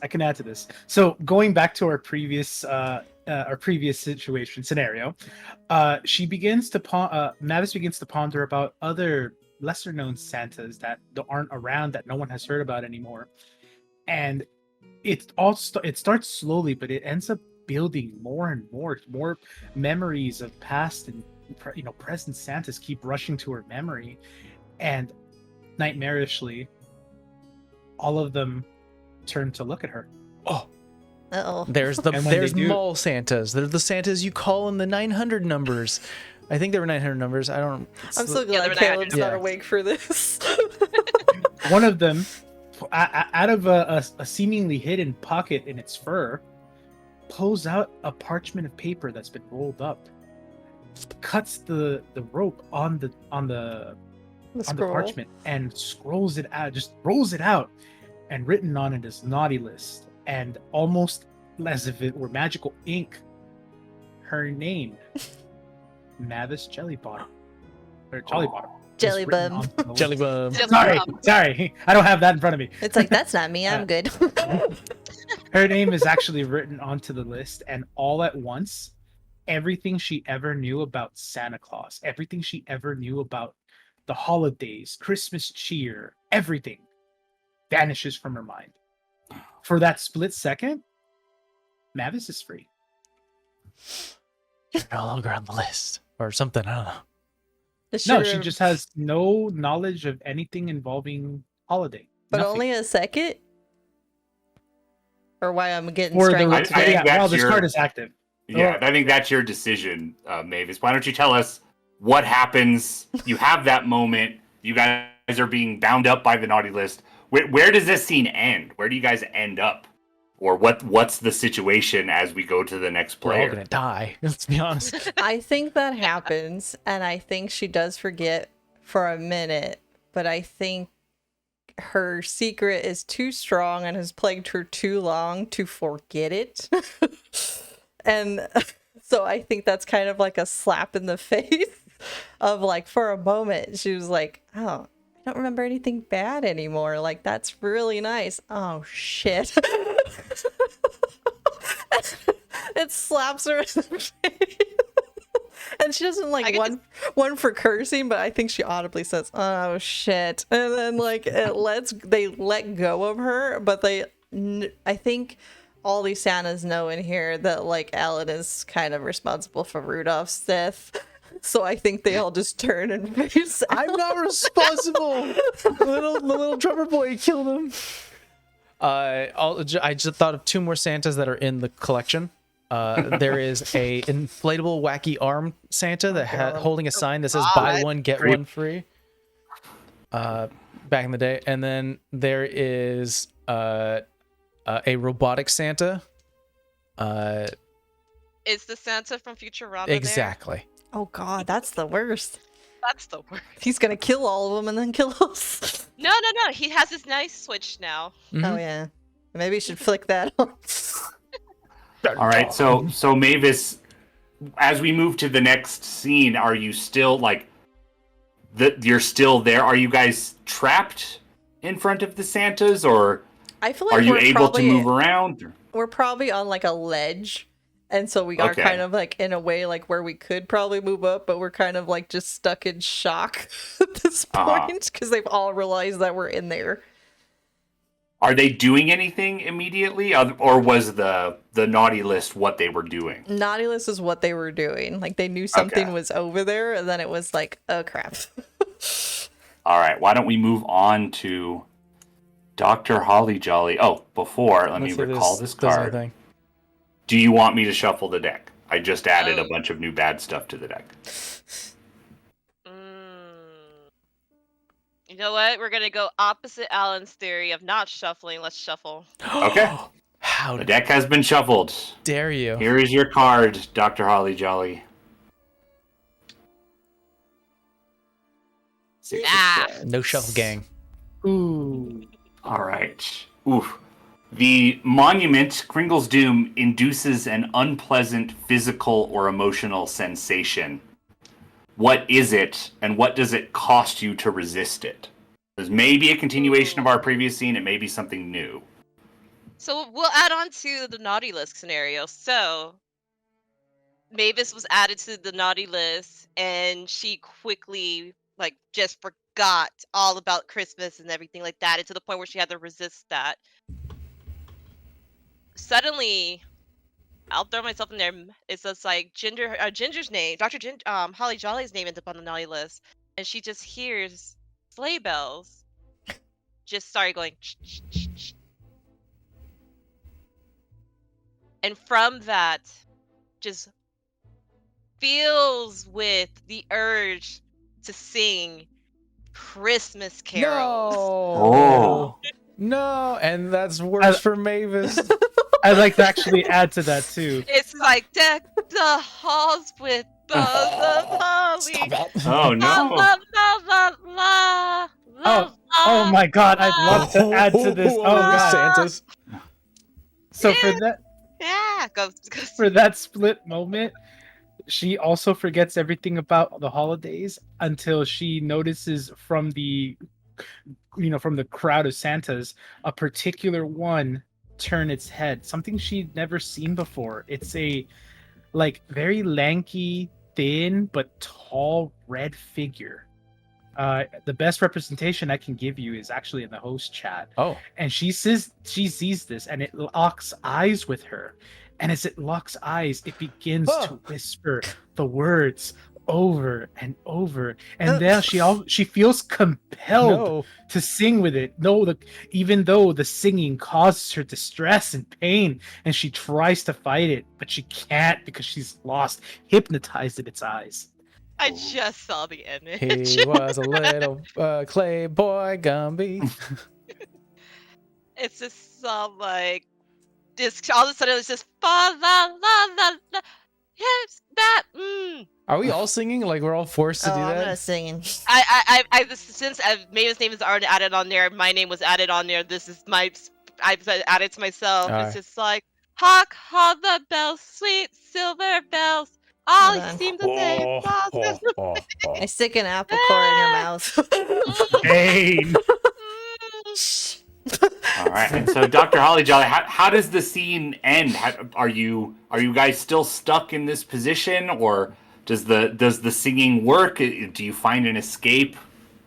What does the end of our scene here look like? I'm gonna say, when Mavis stuffed it in my mouth, what she didn't realize was like was a coal, and coal just negated the thing where I finally calmed down, kind of like an antidote, and it's just like. Oh, I thought that was an apple core. Sorry. But if it helps, I really don't need a migraine right now. Coal negating it seems like an important Charcoal. discovery. Oh Yeah. my god. And actually, medically, that makes sense because it is used to detox, and you use it when poisoned. So yeah, charcoal. Good kid. The final thing that Dr. Holly Jolly hears as she exits the current location. We're is exiting she the current can't- location? Well, I mean, she's off Yeah, of running the away. crazy Oh, part. off the cliff. Yeah. Yeah, is she hears one final voice, the tall, slender green figure with the Santa hat echoes into her head. All the naughty children get coal for being on the naughty list. It's all right. Cole keeps you warm. All right, so is the group moving away from the Santas? Did you find a passage around away from them? Is that the direction you want to go? I'm gonna say to help out, pulling from the pickaxe that I have. I know that some of us are still wrapped maybe around our legs and arms. Start to hack away at the naughty list as much as I can to get us free. And I'm a prospector by trade, so I'll start tapping the walls until finally something crumbles. All right. So yeah, you found a passage away, but the Santas do know you're there. Santas no. Okay. We see you All right. when you're awake. Santa's always though. The memory of Garland. If you want to flip the next card on the table. One of them looks like Morgan Freeman. 4 of diamonds. Yay! There's only 1 diamond remaining. If you get it, you do learn the full truth. 4 of diamonds. So Garland, this is going to be good for our expedition. They find a clue left behind by a previous expedition. What is it? What does it reveal? And what happened to the previous expedition? Ooh, that's a good one. We're running down this new corridor and we're like a bunch of Santas chasing us. So yeah, I'll actually paint it from the beginning. So as Alan is picking into the side of the rock, he happens to stumble upon a hole that he could see on the other side. So he picks at it with more intensity until that rock just breaks, exposing a tunnel that he immediately tells the expedition group to follow. The tunnel itself is not that tall. It's probably about maybe, I would say, 6-7 feet tall. So it's definitely not designed for normal people. Definitely not designed for tall people. But an escape is an escape. They got to get out of the situation, so they make do into it. And they continue on the path, just for what seems like an eternity, really, until they come to a smaller opening that opens up as you enter it further, with one path on the left. It seems to be like a small little alcove, almost like a small little opening within the tunnel system. And in that, as they go in there for rest, thinking that they have escaped the Santas and are out of its grasp, they make a grisly discovery. They find the skeletal remains of what appears to be a group of adventurers scattered around in various different poses. Some of them look like they were writhing in pain. Some of them have actual bones missing from them. And another one who seems to have a dagger embedded into its chest, holding onto a very dusty piece of parchment. Who's going to pick up the parchment? I'm gonna go pick up the parchment. Although I'm saying, how can skeletal remains look like reeling in pain? They died You pick up- painfully. You pick up the parchment. It's very dusty. It's almost hard to make out. So you do the next best thing you would know to do. You would begin dusting it off gently so as to not damage it. It seems like it's been here for a very long time. Dust here, dust there. And you could start to make out words. Continue to dust it off. Please Until hurry finally- up, Doctor. There's more Santas on its way. This is a delicate process. We do not want to damage it. Just God. point. Parchment can turn into Do you have anything in ash. your bag, Miss Jolly Bumhoo, that can plug up this tunnel? Dynamite. Use your logs. I have dynamite. I'm a prospector. Do you have a lighter? Yeah. Okay, I need Here, Good. toss. Don't ask why I have it here. Oh, perfect. I need. One of them's out. Grab the other one. I also got a flint. Throw dynamite down the hallway where the Santas are coming. The dynamite add this explodes. glitter bomb. Ooh. The glitter bomb explodes, effectively shutting off that access point to the Santas. So for now, it appears the expeditioners are safe. All I'm making out so far is on the first Noel. Well, it seemed maybe the first older Santa's not really the leader in charge. And I pull the knife. I think That those was are just on. all the rejects, and then the one. And we'll see maybe on the handle of the knife is a distorted horn, like a goat-like Santa. A figure all known as Krampus. Oh. So as Is you're that the original beast? Oh, I don't think so. I mean, he's horned. He looks like a goat. What do you mean, like Is the that- the roast beef that we serve at Christmas? Because I mean, he'd have to die every year. Wait, No. So the roast beast could be like, you know, the symbolism of the original beast. This will be a fascinating I study. lost her. Where were we going with this? so she's writing these notes down, and then as she finishes a sentence, Dr. Holly Jolly takes a look at the parchment once again, where the dagger was actually touching just moments ago, and something catches her eye. The writing is very scribbled, almost as if it was written in a hurry. oh,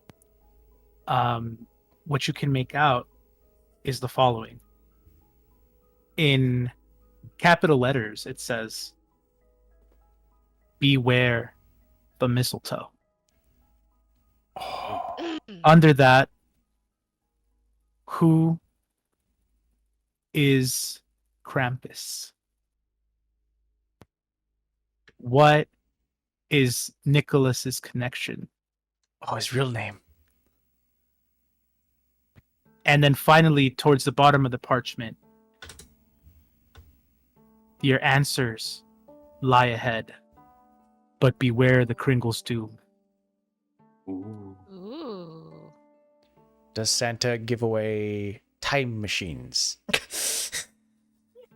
I don't think so. I don't think so. Well, we're gonna use a time machine right now to pause the game as we do another baby break. I'm so good at transitions. No, we're gonna do a quick baby break. We'll be right back, and then we can continue our story. Kringle's doom! Ooh. And we're back with an extra player.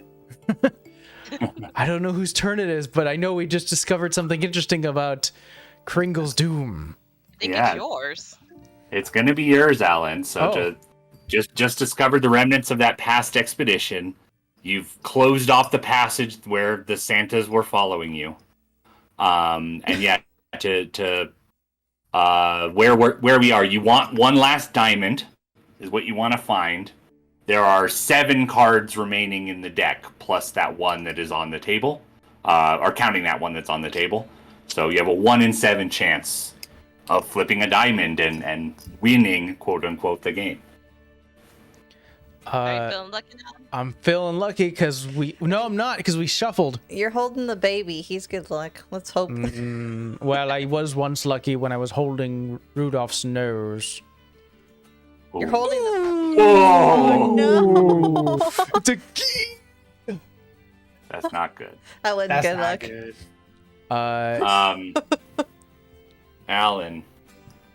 Alan Cornelius, right? Mhm. Mm-mm. Someone kills you or one of the other explorers. Who was it and what happened? You know what? Because I feel like this is appropriate. Out of the shadow, as we're all looking at this, everyone hears the sound of what sounds to be a heavy drum. Oh no.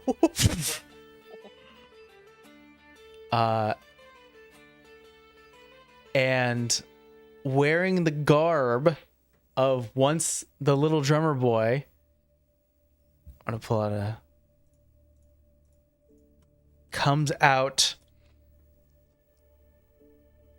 Garland.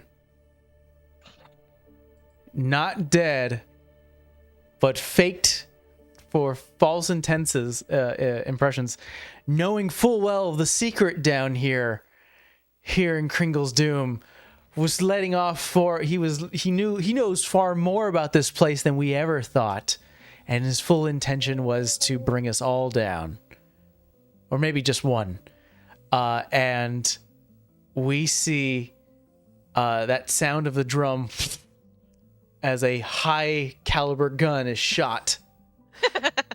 Standing next to the cave-in that just was occurred because of the glitter bomb and the dynamite is a singular hole in Alan's head as he goes, "You cowboy, yippee-ki," and dies. Oh. What? All right, so we don't know for sure if this is the real Garland. This is what people see has happened. Garland, do you want to rejoin the expedition as this character, or does this Garland just disappear into the dark? We can say that it is, in fact, the real Garland. Ooh. The real Garland was the cowboy? It was the little drummer boy all along. Yeah. But unbeknownst to them, in the pocket of Garland, as he met his fate, was the red nose. One of the primary objectives that Garland was sent here to retrieve. Something that's been on Santa's list for a very long time, and now can safely be returned to Santa, and Project Red Nose can be complete. Project Red Nose Day. So Garland comes, grabs Alan's body, and walks away, Wait, fading what the into the hell? darkness. Put Wait the a dog minute. down. Oh, both dogs, by the little- way, both dogs I was holding fall. your little drummer boy? Your Before she Your- can finish the sentence, Garland has vanished. Ooh. You just hear the sound of drums. All right. And then there were two. Dr. Holly Jolly and Mavis, how are you feeling? I'm confused. I'm a child and I'm confused. So little drummer boy Was he a really big little player- drummer boy? So I've never seen Little Drummer Boy. I know of Little Drummer Boy. He was a major player in the Winter Oddities Market. He was working for Santa? Or maybe he's just posing Was as the little Santa drummer part- boy. Was Santa part of the Oddities Market? Was I selling to my boss and I still got fired? That's what you're upset about? Two I'm people upset just about a lot of died. And I don't even know if they were real. Like, what? I'm upset about a lot of things, kid. I have a legacy that I'm trying to build here. This reminds me of Descent. What is your guys' goal right now? Are you still trying to, the remaining two, are you still trying to uncover this secret? Are you trying to get out of here? I think. Well, Now what- are you trying to what's your, how are you feeling, progress wise? I don't want to die. I don't want. At this point, it's like I got enough that I can definitely write a book with. So I'm all like, I don't want to die. I can't die and write a book.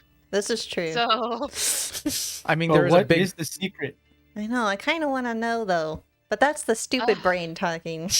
no, the scientist in me wants to go forward. Yeah, that's the But- stupid brain. Scientists but- get killed. I know, but This is the discovery of a lifetime. You're so The close. secret of Kringle's Doom, and you're I don't just think I one like step Santa away. very much. I didn't really like him before, but I already knew Santa was very a dick. Whoa, No. that's very un-Christmas-like. It's not that Santa's a dick. I just knew it was a neutralness. But now I'm thinking Santa is bigger than Santa. Like Santa was business, but Santa might be more than business. Santa might be cult, religion, entity. Corporate espionage? Come on. No. I think we're well beyond the frames of corporate espionage. Now Santa seems like entity. I don't like it. And then Like a unimind, like a shared, like a hive mind of Santa. Yes. the question still remains, who is Santa? I think we have to keep going, Mavis. I don't know if I want to know anymore.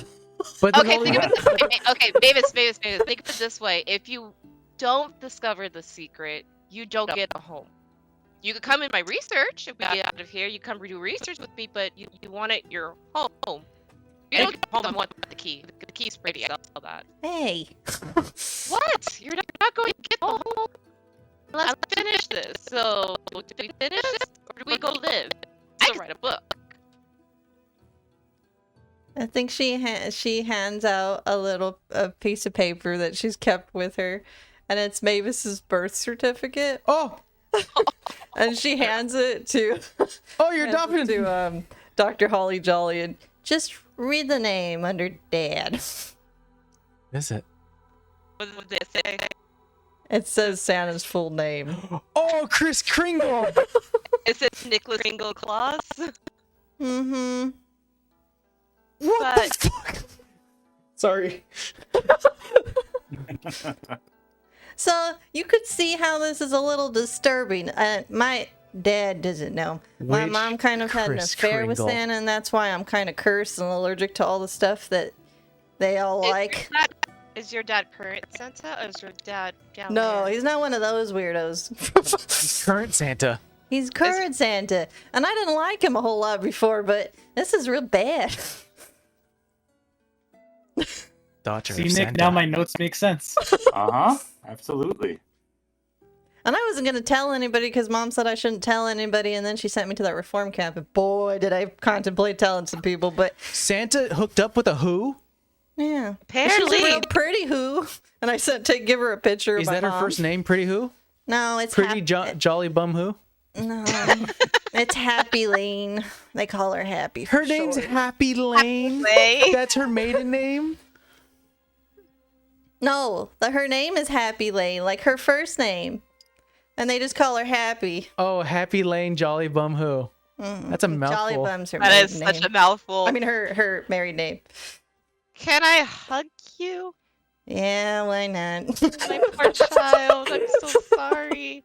I'm sorry I called your dad a dick. He kind of is, but he's kind of not. I said it first. That's how I know he's not that good. And that's how I know I shouldn't be on the naughty list if he's doing At that that with my point, mom. both of you here where the crumbled, where the detonation happened, a rock from the piles rock falls. Okay. And then a second. A landslide?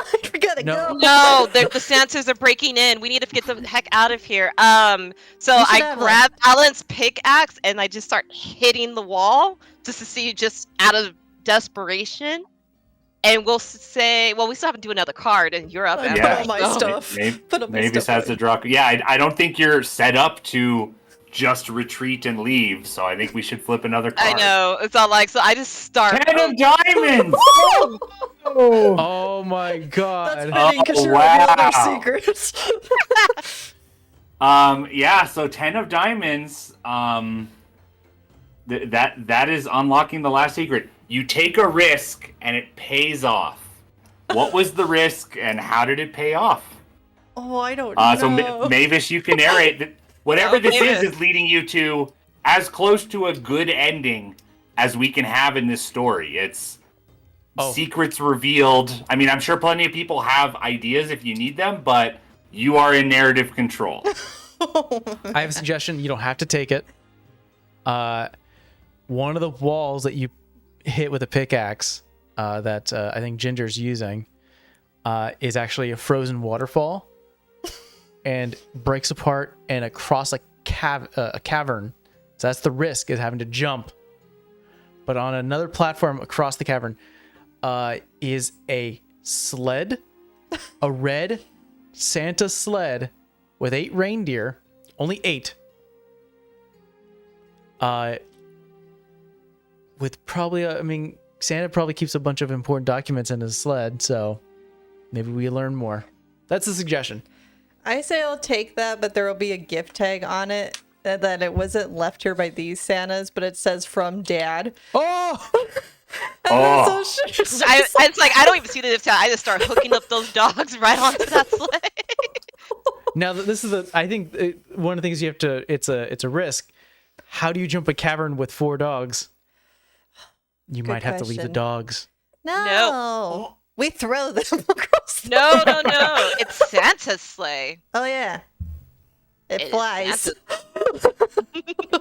I think Santa's sleigh might respond to verbal commands of someone with the blood of Santa in their Jarvis. veins. Oh, Hurry the hell and get up over here. And throw the dog in. just throw the dogs in the sleigh. Wait. I need a I have boost, to. I'm small. I grab Alan's bag because yeah. you know something good's got to be in there. You did well, buddy. Sorry. Takes his bag, get on the sleigh. As you grab the bag, you turn around, and of those stones that were dropping, a big stone drops, scatters to the side, and then a bigger stone, or what you think is a stone, until you turn back and look, and there's Garland. Looking at you, Dr. Holly Jolly. Your first instinct is to run. So you grab Alan's bag. You hurry up. You use all of your strength is used to toss the bag into the sleigh. As you run up to the sleigh and climb onto it just in the nick of time before Garland can grab you. Wait, what? No! No, You're on the Yeah. sleigh. Mash. Or whatever. By the way, Mush! what you find inside the bag is a silver bell. Mm-hmm. And what is it? And then you find one of the, let's see here. You find a golden swan Golden swan. or golden geese. Oh. If Garland's gonna grab me, he grabs the bag and I just let go of the bag. I'd rather keep my research than treasure. Oh no! I don't think you heard what I said. You You didn't tossed get the bag smashed. into the. Ah. Yeah, you didn't get grabbed. He Okay. was about to grab you, but you got onto the sleigh in time. Okay, so I get the treasure and the research. All right. Sweet. It's a good ending for those who survive. I think she's headed to the North Pole, though, because she's like, what the freaking... I got a bone to pick with you, sir. Oh. I think we both got words for Santa right now. I mean, Yeah, at the so very may- end, he's gonna be. Yeah, when he retires, he's gonna be part of this cult too. I think there's a lot of explanations that you're hoping Santa can give you that maybe we don't need to narrate in our game here, but maybe it's time for that Santa to retire. Maybe you get to be the new Santa. Maybe Oh. nice. Oh. Mavis claws. I'm allergic. Mavis. Mavis claws. Although I know somebody that's itching to get in a new role. Oh, All right, Prince so becomes let's- Santa. As you guys escape, you fly out, you have the full knowledge, as much as anybody's ever learned about Kringle's Doom. We'll start with you, Mavis. So, what does this knowledge and maybe your key, what does that allow you to do? How does your life change because of this expedition? What's your epilogue for Mavis? Happy ending as she wants to have. I think she does fly to the North Pole, and then she basically says in, I don't know, whatever a who cursing would be. I won't say it because child's present. You could just say fumble and Yeah. son of a Kringle or something. I don't know. And curses Santa out, basically saying, like, you weren't around for my whole life. I was never supposed to say anything. And I'm allergic to everything because of you.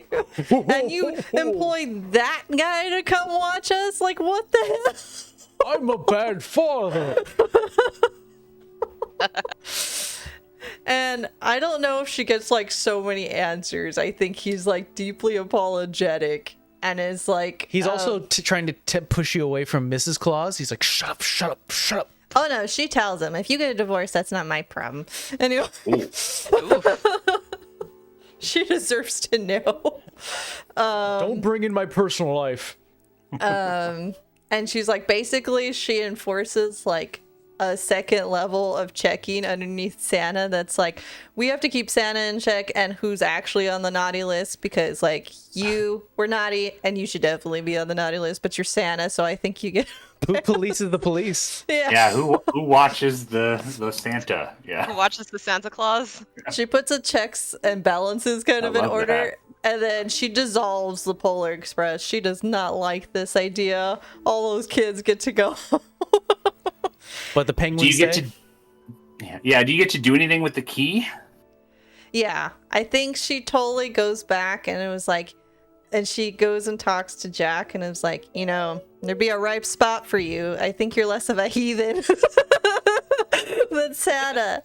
But she kind of like she doesn't choose to stay in Whoville. She very much likes Halloween Town and the weird stuff that they do. So she goes there for an experiment.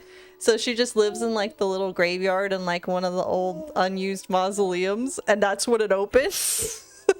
But the door is very shiny and ornate, and that's why it matches. That's why she assumes that's where she's supposed to go.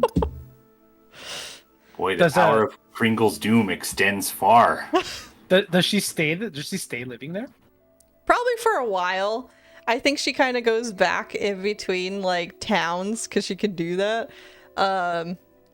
And she tells her mom that she has to tell her dad that that's not her real. Oh, who, Jerry? You've been believing a lie for like a very long time. Poor Jerry, Jolly Bum Who.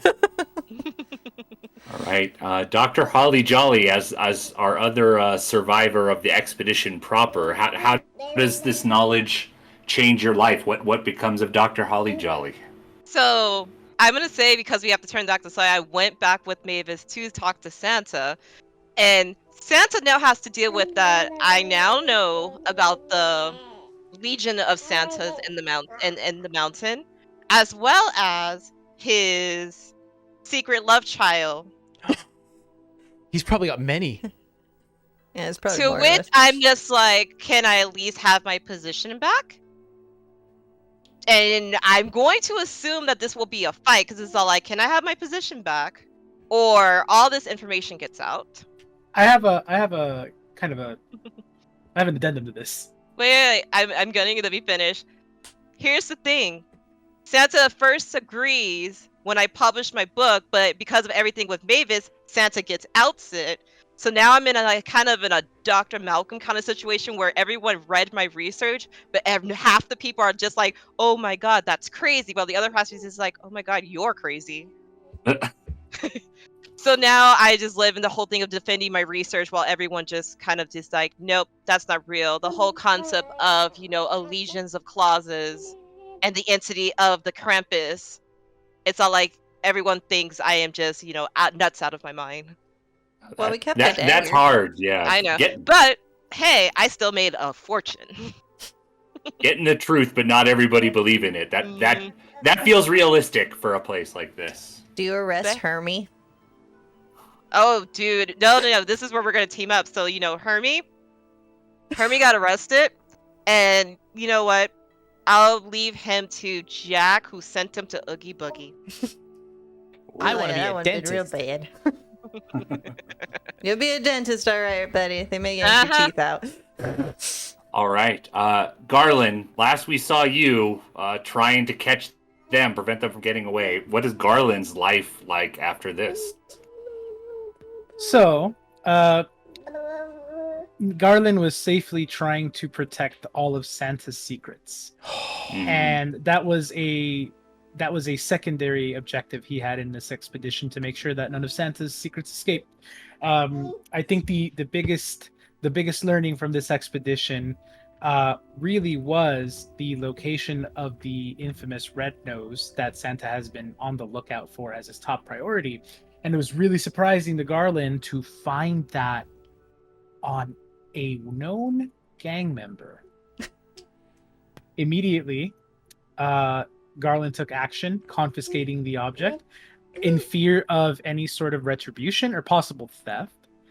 Garland decided to do the thing he thought of best: report back to Santa, but make it look like Garland passed away. I was gonna be full real here. I was gonna try to steal that from you until you leapt off to die. I was like, oh damn it, I can't steal it back. Mm-hmm. So he Garland went ahead and faked his death. It won't be the first time he's done it. Certainly won't be the last. And he reported back to Santa, brought back the nose, and told him all of the information that he's discovered thus far, which leads me to the receiving of Dr. Holly Jolly, who comes to Santa, trying to blackmail him because his secrets are now with the risk of being exposed. To which Santa, now having information, knows about Dr. Holly Jolly's how do I say this? How do I vocalize this properly? Miss Holly Jolly, you come to me trying to expose my secrets, but I know you have secrets as well. A trader in the underground seasonal curiosities market, huh? You know those markets are not allowed. Mm-hmm. Neither is adultery. So, instead I offer you a choice. Rather than spending time rotting in a prison cell somewhere. We do know Santa already got, ousted, so whatever. This is before that. This is before that. That's what I was saying. This is before that. Offers a deal with Dr. Holly Jolly for her tenure back in exchange for silence on all of the things that she's discovered. Unfortunately, that silence is broken by someone else. Someone Santa wasn't expecting. Avis. So thus comes the fall of jolly old Saint Nick. Ooh. And it's known that Mavis went ahead and did her own Mavis or thing. Mavis? Mavis. Mavis. She went out and did her own thing. That leaves Garland in the same position he was before, just serving under a new Santa. Oh, new Santa. It's like new Coke. Santa, but new no problems. one likes it. New Santa, new problems. It really was Kringle's doom after all. All right, and last we have dearly departed Alan Cornelius. I guess for you it's either how does, I don't know if you have any surviving family members or anyone out there. How does their life change because of this? Or we've definitely established Kringle's Doom is a supernatural place. Is there some way that Alan lives on within Kringle's Doom in some form? I do have a surviving family member, a one Hans Gruber, who went through his own particularly similar trials. Here's the passing of, I'll say he's my cousin of his cousin, and sooner or later sets up his own expedition to try to find and recover his cousin's body, but we'll never know how that turns out. That'll be Kringle's Doom with a vengeance. We'll see what and happens. I can in that stay one. with this voice. I never have to change it. Perfect. Electric Boogaloo. Electric Burglar. Well, that brings us to the end of this. We'll call it successful expedition into Kringle's Doom. I think it was fairly successful. Certainly got some happy endings for some of our folks here. Well done, guys. You did it. You did it. Give a clap. Give a. Some clap. of us had the ending that they expected, which is again from the beginning. War never changes. So what we learned is that Kringle's Doom, it has several defenses like radioactivity and mutants. We also learned that it houses a Christmas cult of clauses. It can give you gifts. It can give can you give bad you things. gifts. Yeah. The naughty list is, an actual thing. Yeah. And not everything with Santa is as it seems. Santa retires, and when they retire, they get indoctrinated into this cult of clauses. We have checks and balances on Santa going forward. Yeah. That we have that's I think part of the moral of the story is that no one should have unlimited surveillance and judging capabilities. It's sort of like the end of the Dark Knight. I think. Yeah, surveillance state is bad. Destroy that machine. Surveillance state bad. Yeah.